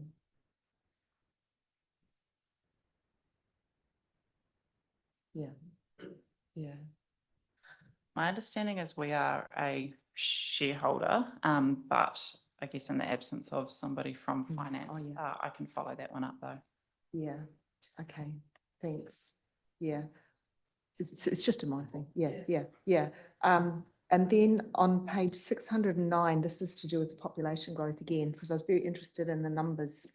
Okay, so in this table, it shows the latest population projections, which we dealt with just previously, expect less than 500 additional people living in the district annually for the next 10 years. It's highly dependent on net migration. This doesn't match this table here, it shows 700 additional people each year and 300 new households. So I'm just highlighting now that there's a mismatch between this and that evidence base. It's 200 people. Yeah. Is it worth worrying about? I presume you're going to be refining these as you go through the process. Yeah. Yeah, I'm very concerned that we have accurate information. Yeah. Yeah, that's all. Thank you, Councillor St Pierre. We have done a lot of work on this to make sure that it lines up. So what we'll do is we'll go away and just triple check that. And this is also the reason why we're getting external assurance on our work as well. Yeah. But David, did you have any comment on that? It may be a rounding because we round things up so that it's not like 681. Yeah, so it may be that. Yeah, yeah. And so just on so because this feeds into then the growth and rating units, and I also want you to turn your mind to the things that are preventing us from doing a direct translation of number of people that we increase in the number of people and actually rating unit, because we know that there are homeless people. We know that a lot of people are actually living in garages. So you will have an extra family living on that property, but they won't be showing up as an extra rating unit. You know, we've got a lot of tiny homes and other sort of ancillary houses and things like that. Some of them are captured, but not all of them. Yeah. So are you factoring those kind of influences, which will probably reduce the number of rating units that we're going to see increased over time? David, did you hear that question? I did. And I think it's a great question. And I know we grapple with this, Councillor, in terms of we're looking at population, we're looking at households, we're looking at dwellings, and then we're looking at rating units. And all that has to be looked at quite carefully. And we also need to make sure it cross-tabulates like you've just found. We had this too. So Susan Fairgrave did a lot of the grunty work at Market Economics for us. She quite happily rounds off numbers, but it does our head in when we're looking at it this end, and we're knowing you guys sitting around the table are going to say to us, something's wrong here. We can't trust this. Yeah. I wouldn't go so far as to say I wouldn't trust you, David, but I'm really keen to make sure that the assumptions are robust, yeah, and we're using the evidence to draw good conclusions. Yeah, cool. And then the last comment I wanted to make was on page 627 about depreciation rates. I've mentioned this before about ensuring that our growth depreciation is ensuring that growth does pay for growth, and that we're not just applying, I suppose, standard formulas in the hope that it's not going to actually be inequitable for perhaps our existing ratepayers and things like that. So just, and I do know that some more work's going to be done on that, but I just wanted to put it on the table that I haven't forgotten, and I'm looking forward to seeing the work that you're going to do. Thanks.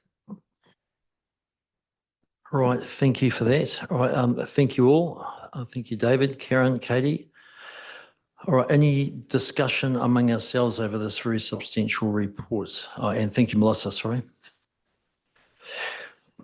Just before we do the recommendation, to make sure on page 348 people are happy, because we've had a bit of discussion around the growth assumptions with one option 1.2, which is University of Waikato high population growth. Just before we go into moving these, we comfortable with that? All right. All right. In that case, are we happy to move this? Right. So look, we'll move A through E. So Dale Marie has moved. Yeah. So Monty, question? Yes. No, comment? Comment. Oh, once got a seconder. All right. Claire, will second? Comment.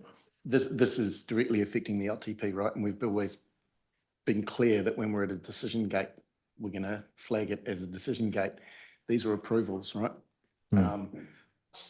So they are a decision gate. Yeah, I'm happy to speak to that. Like, I think that it's an important decision gate.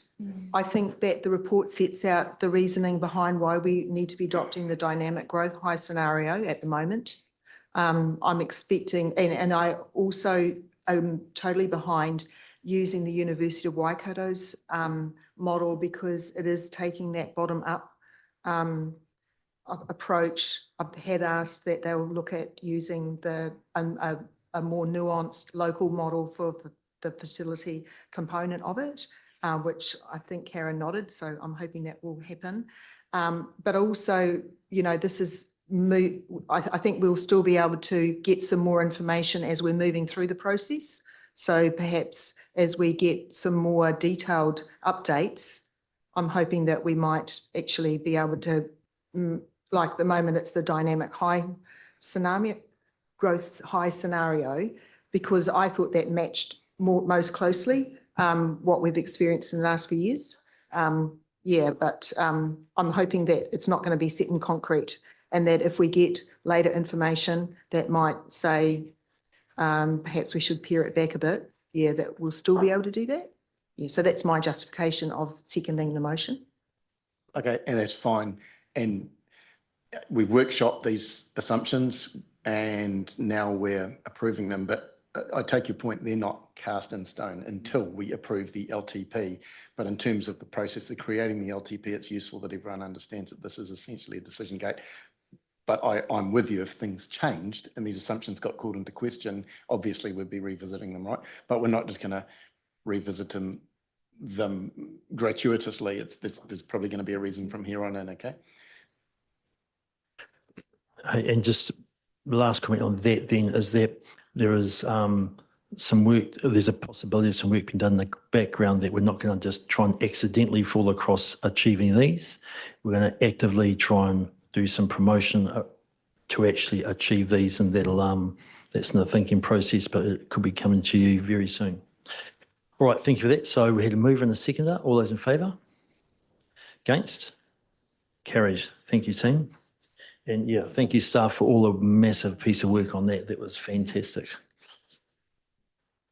Right, so we're now on to page 630 to 674. And there will be an additional resolution to this, but we'll share that later. So it invites Diana up.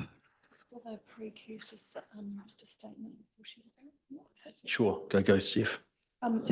Thanks, Mayor Mike. And just before we start this, thanks, Diana, for bringing this to the table. I just want to assure councillors, because you'd asked for a copy of the new structure and what that's looking like, and it's literally being printed off the printers as we speak, and Abby will bring that down for you today, and we will give you an e-copy of that as well. So as you're talking to delegated authorities, which is a critical part of us doing the realignment and the organisation as part of Future Us, I'm cognisant that you asked for an update on who's who in the zoo, so you will get that today, which will help make sense of this. Kia ora. Thank you, Mayor Mike. Thank you for that, Steph. Tēnā koutou. So the purpose of my report is to seek approval for update to council delegations. So I'll take the report as read and just highlight the key parts. So as part of the Future Us initiative, the group manager structure as part of the executive team is changing to a directorship structure. Currently, council delegations are delegated to specific roles, so we need to change the role titles to ensure that the delegations are to the correct new roles, and that's really been just a lift and shift process. Appendix 1 to your report sets out the key legislative delegations for legislative functions, such as under the RMA and under the Rating Act. But I've just proposed another amendment to that resolution, just in respect of operational delegations to the Chief Executive. Some of them refer to consulting with the Group Manager Business Support. So the change is just to amend that to refer to the Finance Commercial Director. Very happy to take any questions. Right, questions to Diana. We've got Monty. Go for it. Yeah, this is a bewildering array of delegations. Can I just query on page 631 of Diligent, there's that table. And the current delegations from the Group Manager Business Support is going to go to Finance and Commercial Director for Finance and Property Matters. And then also to the Community Delivery Director for Property Matters. That's deliberate, right? You're delegating both of them property matters. That's correct. Yeah. That's right. Do you want to talk to that? No, I can, I'm happy to as well. Yeah, you could. Yeah, so those two directors will work in tandem. There is a significant financial aspect to the property portfolio that we need to make sure that the Director of Commercial and Finance is over the top of when required, but there may be operational decisions, for example, that the Community Delivery Director can just take and keep business moving. So there's a very distinct crossover there, and James has been very clear with me as he was departing about what that needed to look like. So it's a standing delegation to both of them to exercise individually as appropriate. Yeah, cool. And we'll get clarity about that in real time as both those people are appointed and we work out what that looks like. Okay, thanks. Right, any other questions there? Right, I mean, there's some significant changes in there, you know, and amalgamations. I mean, for me, one of the biggest there is a chief financial officer going to a finance and commercial director, and that really has come directly off the back of what a lot of us put down through induction of what's important to us, to look at how best we can use our assets and try to generate more income out of the business effectively.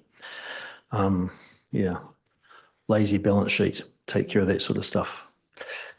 All right, so without further questions, except now we used to have A through C, we've now got A through D, but that is up on the screen there for everyone to see, including those online. A through E, sorry.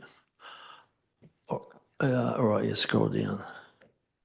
A through E, sorry, yes it is. All right, so I can have a mover and a seconder for A through E. Thank you, Shane, and I think Marcus was next. All those in favour? Right. Against, carried. Thank you, team. Well done, very good, yes, into it. Right, we invite Andrew Don up here on page 675 through 696, and that's for the disposal of a property at 48 Goodfellow Street, Te Awamutu. Right, so yes.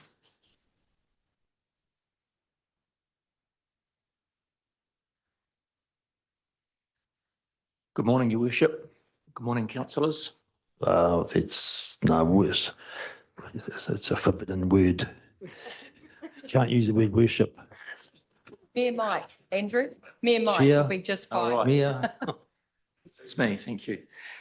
Just before I start, both this property and the Lambs and Burn property, which is the next item on the agenda, have both been reported on in terms of last September and March. So these are not exactly new. Zoe, can I please have the first plan up, please? So there we are. The property, 48 Goodfellow Street, is in red. And I'll come on to the blue arrow shortly. So why am I here? I'm asking you as elected members to receive and consider the public submissions on the proposed revocation of the reserve status for 48 Goodfellow Street, to decide whether to continue with the reserve revocation process, to revoke the earlier delegation that gave the group manager business support authority to progress the matter. If you decide to continue, the next steps would be to approve proceeding with the proposed revocation, noting that the land would revert to the Crown, and then delegate authority to the Community Delivery Director to complete the revocation process. In simple terms, we're asking Council to keep progressing the disposal pathway for this reserve. Why are we doing this? The land is seen by staff as being surplus, underutilised, a non-core asset that could deliver a better outcome if repurposed. The site is not widely used as a public reserve, and there is already a 6,000 square metre public reserve 48 metres to the west, which is that parcel which the blue arrow is pointing to. You'll note that there is a walkway from 48 Goodfellow Street through to that reserve. We will avoid the ongoing cost of maintenance and mowing. Revocation of the reserve will ultimately lead to the disposal by the Crown, and staff will do everything we can to ensure we receive a share of the sale proceeds. If and when the land is developed, it'll broaden our rates base through new rates revenue, and we will get development contributions from the development. Staff consider the site is better suited to residential development rather than existing reserve purposes. Potential development could support the housing supply in Te Mutu, could support higher density housing, and potentially some sort of affordable housing objective. Finally, portfolio rationalisation. Selling or discontinuing unsuitable or non-core assets is consistent with good property portfolio management. Happy to take any questions. Thank you. Right, thank you for that. Andrew, we'll start with Dean. Thanks, Andrew. I'm supporting that we continue with the process that's been started, but as a councillor on the community board, and same as Shane, we were asked by the chair to look at their objection and to raise some, well, not necessarily to raise some points out of it. They were hoping, I think, that we would support them. I'm not supporting them, but I do raise some points out of their objection, which I think are relevant. So the objection, the community board in Te Awamutu and Kihikihi objected to the disposal of the site, and they had 3 points. Notification was limited solely to the adjacent property owners, excluding residents elsewhere on the street or within easy walking distance. They relied on boundary notices and the local paper to get the message out, and they didn't feel that was enough because a lot of people get their news in other manners. And they didn't think that the lack of written submissions should be construed as endorsement of the sale, because they made the point that not many people thought it was a reserve because it was grazed until recently, has a closed gate, and most people assumed that it was privately owned. And the last point they made, just in that part of the process, was that the community board was not consulted prior to the proposal reaching council, and they believe that undermined local governance and community-led decision-making. And talking to Ange about that, the point was, if they had known earlier in the process, then they could have done a proper job of talking to more people and telling them about the land in question and getting perhaps a better idea of what people were thinking. So 9 responses, one of them being the community board, is not a lot of responses. But as they said, that's because they don't believe most people knew, 1, that it was a reserve, and 2, that there was actually a process going on. So I thought I said I'd bring that up because I think they make a good point. And I think the point about consulting with the community board earlier in all of these processes so that they can gather information makes sense. And we had exactly the same situation at our meeting last night, where the community board was asked or told of something. They were given exactly the same length of time as the rest of the community to make a submission, which is only in a few weeks. And it doesn't give them any time to really gauge what the public is thinking. And they don't think that that is right, as they are the community board representing the people of the community. So that was the first point that I wanted to raise for members to think about and for staff to think about. The other point I was thinking about as well when we looked at this and the next one was that we were told some time ago that we were doing some sort of rationalisation of property, and I was expecting that we might get a whole lot of examples of land that wasn't suitable anymore that we could be looking at, turning into money that would be better used as we were thinking about our annual plan and our long-term plan. And yet we're getting a few through in dribs and drabs, and I guess that's the workload. But I do refer to an example. Now, around the corner from me, where I've lived for 40 years, the whole time in Picket Hill Road, there's been 2 blocks of land. And when I was on the community board from 2001 to 2013, I brought it up along with some others. So to my mind, it should have been on the radar for quite a few years, a couple of decades possibly. 2 blocks, two what are probably old-fashioned quarter-acre sections, according to our own rates calculator, because we're making no money on it, they're worth $400,000 each.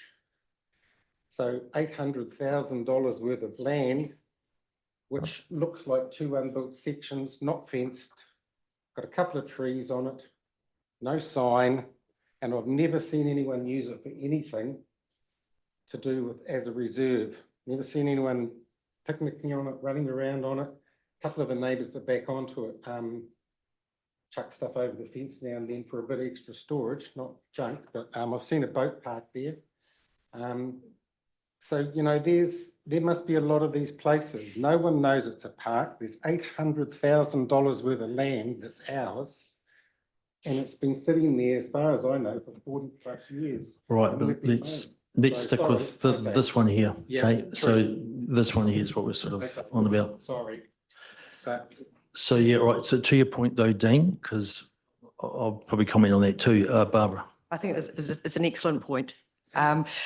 Andrew's been working on a list of property that's up for disposal. He's provided that report, I think, annually or biannually for a little while, at least 2 I've seen. So he's working on that, but it's also while he's working on the list that you've seen, we are actually working on a property strategy, which will answer those questions around what else is out there that we that you could consider for sale. So we're trying to build the plane while we're flying it. So Andrew's proceeding with the properties that you are aware of, and we will bring back and have workshops around any future opportunities this calendar year.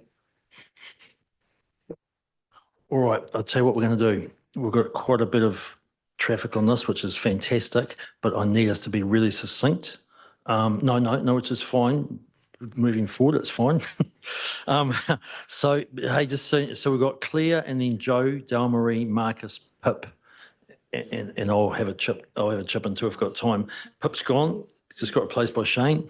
Yeah. Okay. Right, let's go. Yep, so I agree completely with Dean on this. I think the community board should have had more involvement earlier.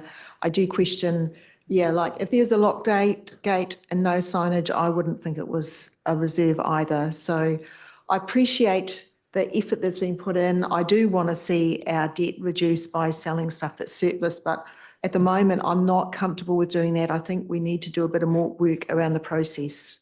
So maybe getting the community board more involved in it and seeing. So I'm not saying no, but just we need to do a bit more work on it. Thank you, Claire. Joe. Yeah, I just refer back to the community board feedback as well, when they were saying that children use it as an open play space. And obviously, I always think that reserve areas, as towns grow and intensify, like those reserve places and play spaces for kids are so important. I just wanted to ask, is there access between that reserve and where the food forest is? That's all right. Is there access between where that reserve is and through to the other reserve there where the food forest is, so kids can get through where those houses are? Okay. Yeah. Is that where the... Yeah, that's the- Oh, sorry. Location. Sorry. It looked like the same long, Yeah, okay. yeah. It could be. So what is that there? I'm sorry that I don't know it very well. And is it a reserve that's... That's not Anchor Park either. What is that? That is also unused and unutilised. Okay. And is that more open and perhaps signed as a reserve where people are encouraged to go and play and... No, same kind of thing. Okay. So an active reserve means... Well, it's set up as a reserve and it's treated as such, whereas the subject land is not. So much. Okay, so people could be funneled if they're looking for a play space. They could be funneled through to that other one. Absolutely. And the idea is if it's developed as housing, that they'd have access from that land straight through that walkway to the park. So Okay, thank you. Sorry. the park, the land area, that the subject land in red is around 5,000 square metres. The park area, and I think it's Pukeru Park. Sorry, I should know that, is 6,000 square metres. Is there any playground or anything in that, or is that just a I play? don't think there reserve? is, Okay. no. Okay. Trees, acre and a half. Damarie. How many of us have been to that? Right, kia ora for that. I just have a couple of points, nothing to do with you guys over here, but actually to the community board. I hope that there would be much diligence and value like this when it is discussing settlement land and things like that, dealing with Māori, because I'd like to know who the board talked to around Ngāti Apakura and Ngāti Paritakawa that they mentioned in their submission. I'm blown away. And even the piece at the back. But I support this because I know that there has been quite a lot of iwi diligence around this, tēnā tātou. And I thought there was a problem with drainage in this piece of land. And I don't think I was keen to deal with that drainage because it was going to cost us. Kia ora. The drainage might be related to the property at Eden Avenue, not this one. Marcus. Yeah, just support Dean's comments about the community board being involved. I've got no problems with it being sold off though, because there's the other reserve there. My other question was, damn it, I've forgotten it now. But yeah, I'll come back to it. But no, sorry. Yeah, should this not be put on hold if we are going through the strategy and properties to be sold? Like, wouldn't it be better to? I mean, we've held on for this long, extended out for another 12 months. And has there been any active work with Bridges or Habitat for Humanity for maybe using this block of land, or us being the developers and stuff? I reached out to Kāinga Ora early on in the piece. They're not in development mode at the moment. The land has got some problems with access because the driveway is quite narrow. A developer would typically buy a house surrounding it and provide access that way. In terms, your first question was? Hang on to it and like do the strategy and then look at it as a complete group of things rather than just doing it ad hoc now? I'm not sure what would be added by waiting. We've been working on this for 2 years. These things take time. It's not going to happen overnight anyway. The principles of selling this property won't change if we look at it. We look at it through a strategic lens anyway. It's a piece of land which is ideal for housing. It's sloped to the north. And we're not using it effectively. And there's a park right next door. So I'm just putting it on hold for me would just be another delay. Shane. Yeah, I fully support the proposal because that's what our strategy, we've talked about what our strategy is, and this is part of what our strategy is in terms of being smarter with these properties that we own. I think it's a good location to sell because one, it's very close to Tiamutu College, so I think it'll be a lot of demand in terms of that. And the fact there's a park right there and there's a walkway through it, I think it's hard. It's pretty straightforward. I do note Dean's comments, and I think he has some. They have some merit in terms of the process going forward. Thank you, Shane. Liz. Yeah, from looking at the size of the land there, there would be around about 5 sections that could be made out of that. Compact housing, yeah, all 5 standards. No, it'll as highest and best use should be some sort of high density housing. So you'd be looking at, probably potentially around 250 to 300 square metres per site. Okay, so we're looking at quite a lot of sections then, not standard house section. Yeah. I'm just going against, you've probably got a better idea of what that size section would be selling for over here. I'm just looking at the 360,000 valuation, that was all.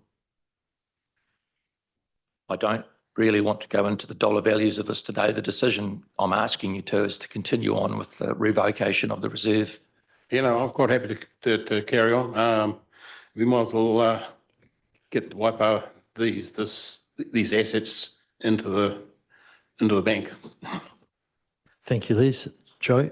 Sorry, just one final one. I definitely support this, but just asking, if that was put into housing, would the walkway still be retained through that new housing? Absolutely. Okay, thank you. May I make one further comment? When we're looking at these proposals, we have to be very careful not to alert the public too early to what we're up to. We need to control the narrative. We want to control the story until we get it to you to get an approval to start work on it. So I hear your comments about talking with the community board, and it's about controlling the news until we get a solid decision from you on which way to proceed. I understand the community board comments, but once it's out there, it's in the public, and we get overwhelmed with people wanting to have their say and everything, which is perfectly fine. But you might say no, and then we're just creating a stir in the area for no reason. So I'm quite happy to consult with community boards if and when you have given me the authority to do so, but to go to them first before we start talking to you is counter to what we should be doing, I believe. I'd just like to support Andrew with that, Mayor Mike. I think that this is the broader discussion aligned with the property strategy, and this line that you want to drive a more commercial return to the council. You want to look at alternative revenue sources. You want to be more commercial. These are the changes in behaviour and practice that we will need to follow if you want to achieve that goal. And we won't be able to take everybody with us all the time. It's just not possible, but which is why we're going to do further work on exploring the property strategy in coming months. But to Andrew's point also, that just don't forget that our operating budgets in the meantime are reliant on some of this revenue coming forward. So the properties that we will bring you in the meantime are ones that we will need to keep work on. And as Andrew said, these things don't happen overnight. They take a long time to get through, and he needs to be able to execute and continue to do his work for us. So just a bit of background there and a bit of context, and also a challenge to you as we move into a different era of thinking about revenue and our commercial and financial dealings. Thanks, Steph. My question is, and it sort of picks up off the back of Marcus, but sort of weight is, we're not talking here about selling this. We're talking about going through a process so it can be sold. So when it gets to that point, this would be brought back to this table. Right, correct? If you give me the authority to continue with the revocation process and it happens, the land reverts back to the Crown. It's a Crown-derived reserve. Yep. They then take it off us and we don't have any say. It then gets on-sold and we apply to DOC for a share of the proceeds. That's unique to Crown-derived reserves. If we're looking at a reserve that's a council reserve, it's completely different. Right. So just picking up on Liz's, there's no actual real option even down the track for us to develop this, because it's not really ours once we receive the money. Whatever that is, it's actually the ministries to decide what of them. It is, but I wouldn't close the door on that idea. If we had a housing, some sort of a house, if we could do a JV with somebody and take that to right. DOC or Lynn's, I'm sure we could have a conversation around it. All right.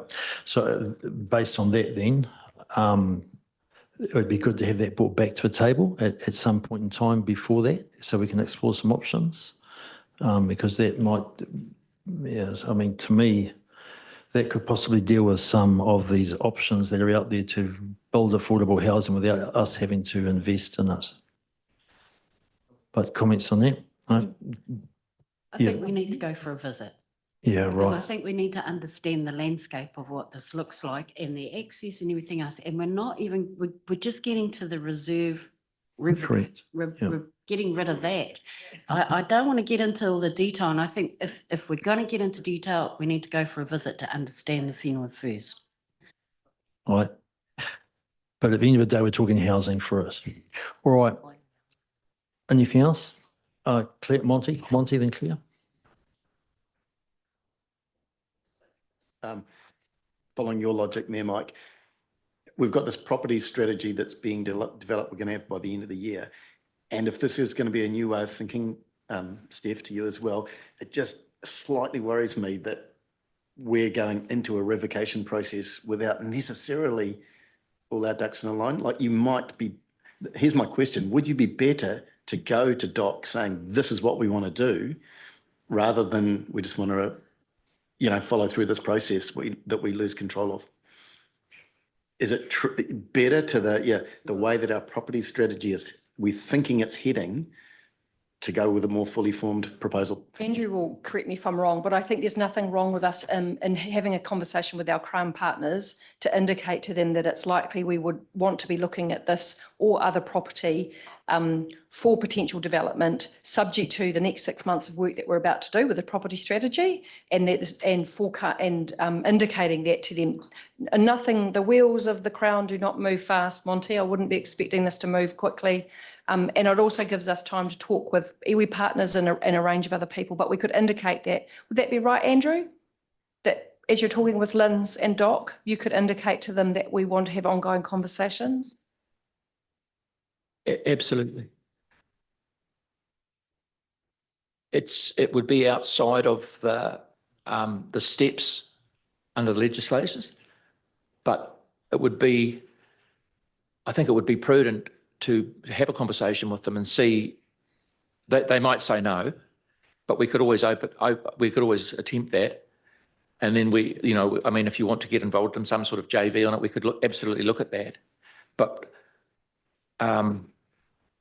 you know, this is quite a valuable site, and I'm thinking that this is a good opportunity to get some money into the kitty. But if you are more looking to affordable housing or some sort of joint venture, we could absolutely test that with the Crown and see where we get to with it. Dale Marie. Making my HRT work really hard at the moment. Steph, I agree in principle with what you said. But Monty, with what we know we've been dealing with DOC, and the amount of time it takes for them just to spit something back at us, I'm not confident that we're even going to get through. And I don't even think we're respecting the process, because we have to go and revoke the reserve status first for it to get back to Crown. And now you guys are already saying that you want to skip the Crown conversation and somehow go around a back doorway to look at a housing thing when we haven't even sorted our property strategy. And I kind of look at this that we're going 3 steps ahead before we've done the first step. So oh boy, I'm going to remember this when it comes to dealing with land that iwi get are talking about and disposal and things like this. I'm still keen to progress this, but we go to a vote, let's go. Yeah, hey, I revoke that really. I mean, this is not about missing the Crown out. This is almost exactly the opposite. This is putting options on the table. They aren't just the obvious options, the easy options. Easy is not always best of just selling something. And though the process might be long, it's not a difficult decision to make here. And $360,000, I pick up that we've budgeted for this. So all we're saying is go and have a talk, was as Rom's asking, go and have a talk. We can continue on with the process and bring back any other options. Not here to stop it. But Claire. Yes, thanks. I actually wanted to respond to what Steve said about the new environment that we're working in, and recognising that there are, I suppose, parts of the process, especially early on, when we do need to, I suppose, keep things confidential and not share the story too much to avoid outcomes that can, quite stormy seas. I just still feel really strongly for the community board, and I just hope there's a better process that we could have that would allow them an earlier heads up, even in a public excluded environment or something, just so that they feel that they are a valued partner in the process. I'm not particularly happy with saying, well, this is all we can do and, we've got reasons for it, but I think we could still improve things somewhat. I absolutely agree with you, Claire. And I think the opportunity will be when to talk about it in very simple terms. We've talked about having different pots or categories of property. And as we decide what those categories are, and as we make decisions about individual properties, that's the time then to have a conversation, a joined up conversation with the community board, get their fulsome input into it, rather than it being piecemeal and property by property. I think there's a more comprehensive and forward-looking conversation with the community board that will help this process going forward, rather than it as it is at the moment. All right. Sorry, just to add something. I think that since I've been here, I know that Andrew does keep in touch with people like Doc. I know the conversations are ongoing, and I know that he's listened to your concerns and he will take that into consideration when he's talking to Doc. I also would like to point you to the fact that in support of my comments, that you actually resolved to do this a year and a half ago. And because we've got these submissions that Andrew wanted to bring to your attention, we're asking you to progress it really. So I think that should give you some confidence that Andrew will, because I probably won't be here, but Andrew will bring that back to you as is appropriate and keep that communication going. So one of the resolutions, as I say, is to actually revoke the resolution you've already done to revoke the resolution. Thanks for that, Barb. All right. This is the last comment. Question. I think it's going to be interesting, and we're going down the strategy of deciding to do with the property. I'll be on the side of maximising the return of the property, relying on people like Andrew to point us in the right direction about that, versus now coming up with ideas how it might be used. I'd be searching for maximising profit on that piece of land, and subsidised housing or whatever does not necessarily do that. Thank you for the comment. Right. So, hey, we've got A through E. Can we just get that up on the screen there, please, Zoe, if possible? Page 676.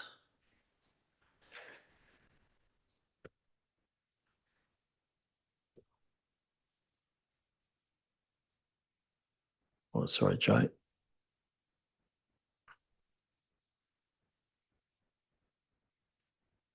Right, so we've got the sort of track changes that we can see there on the screen. It's just so those online can see it also. So are we happy to move A through E? If I ask for a mover and a seconder. Thank you, Liz. Thank you, Shane. All those in favour? Against? Carries. Thank you very much. Thank you, Andrew.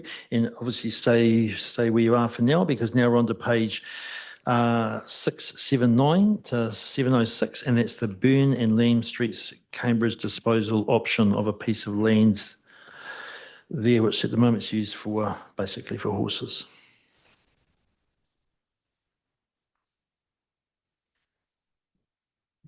Thanks, Zoe. This property is reserve land on the corner of Burns and Lamb in Leamington. We are seeking approval to publicly notify and consult on revoking the reserve status of this land. This is not approval to sell the land, but it is approval to start the statutory process and test public and iwi views. Why are we asking for this? The land is a recreation reserve, but is currently used for horse grazing. It is returning $80 a week. This is a hectare of land, prime residential land. It is not meeting its intended reserve purpose. It is significantly underutilised given its location. The site has strong residential potential. It's on a corner. It would have the ability to generate sale proceeds for us. The development contributions are estimated at $1 million, and we would get, again, we would get ongoing rates revenue from it. In simple terms, we are holding a high-value urban site as a low-value grazing block. This proposed project aligns with efficient use of council land, supporting growth in housing and financial stability. If approved today, we will publicly notify the project. We will consult as required. We'll collate the feedback and we'll report back to you. with findings and a recommendation. Council will have a second decision point before anything is finalised. Today is about testing whether this land should remain a reserve, not about making a final disposal decision. Thanks. Right, thanks for Andrew. So we've got Ian, then Joe. Hey, thanks, Andrew. Hey, just notwithstanding the conversation we just had, Yes, yeah. what is the community engagement approach? Assuming we went ahead with this, how wide is that engagement? It would be public notifications twice in the paper. It would be on our website, and we would engage with iwi on a separately as well as public notification. Yeah, so there's not necessarily a link to the community board hardwired into that process, mimicking what we've just talked about. No. No. I had one other question, but I've forgotten what it is. So I'll go to Joe. If I may add to that, if and when we get a decision and we're ready to go public with it, maybe that would be the appropriate time to talk to the community board, like a day or two before it goes public. And I'm quite happy to work with whatever you say, and I'm hearing your feedback, but that would be a more appropriate way of doing it, perhaps. So, but they don't direct me what to do. You do. Yep. I remembered what that was. Sorry. Just a couple of little tweaks on the report. I think and increasingly, I think this language is important, right? So on page 697 in diligent section 2, the executive summary, we say that the proceeds are essential to council's future financial planning and debt headroom. I don't think that's quite the right word. I don't think they're essential. I think they're key, perhaps, or considered, but probably not essential. And similarly, on page 704, underneath the tenant concerns, we describe it as receiving a pitiful return. I don't disagree, but maybe a poor return might be like this. These are delicate topics for some, and perhaps we just want to be respectful with our language would be my only ask. Noted. We will improve the Scottish within the paper. Joe. Just a comment. Yes, I absolutely approve you undertaking that consultation and private notification. And just to Ian's point about the community board, I view them as partners. And so for me, if there is consultation with iwi, etc., I would like community board to be alongside that. But yeah, happy for you to do that as you see fit. But it is really important for them to be at least notified. Just to clarify that, though, the community, when I've presented to the community board, it's always been a public. It's that I don't know if there's a PE option for that. Yep, there is. There is. There is, yes, yeah.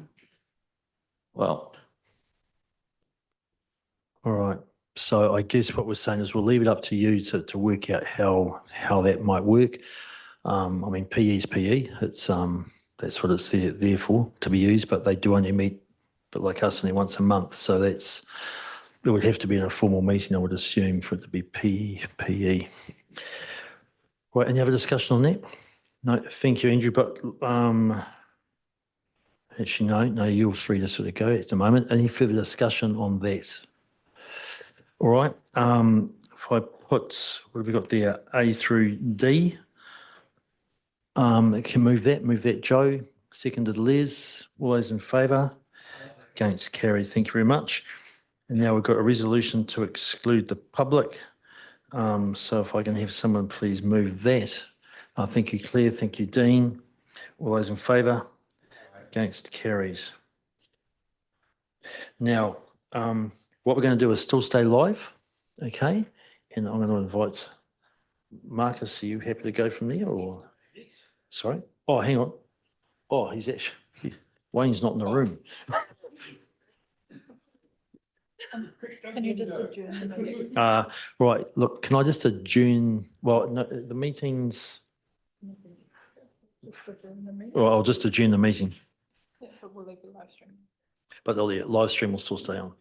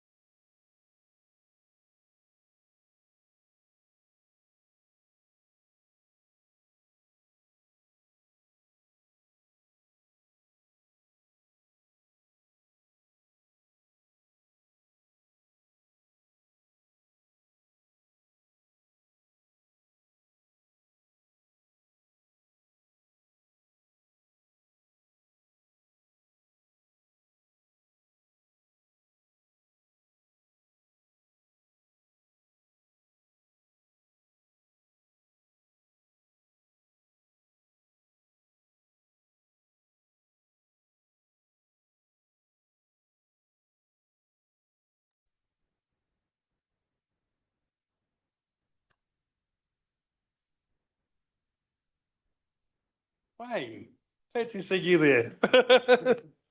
We thought you'd run off. So yesterday, yeah, we should wait for. Oh, good. Just letting anybody in these days. So, yesterday we had the group meeting for civil defence in Hamilton, and there was many words and things to be said about how awesome you were, Wayne. And unfortunately, you were not able to be there to accept those. But we ate your lunch and had a great morning tea. And I collected some things for you to hand to you. So you have an award here for a long service for 20 years being involved with civil defence. This award is signed by the Minister, Mark Mitchell. So yeah, and we also have a little medal as well to present to you. So yeah, come on up.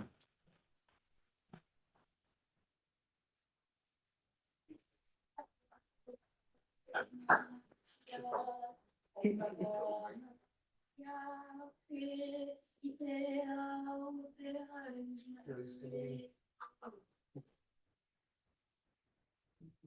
you want to say a few words with regard to that?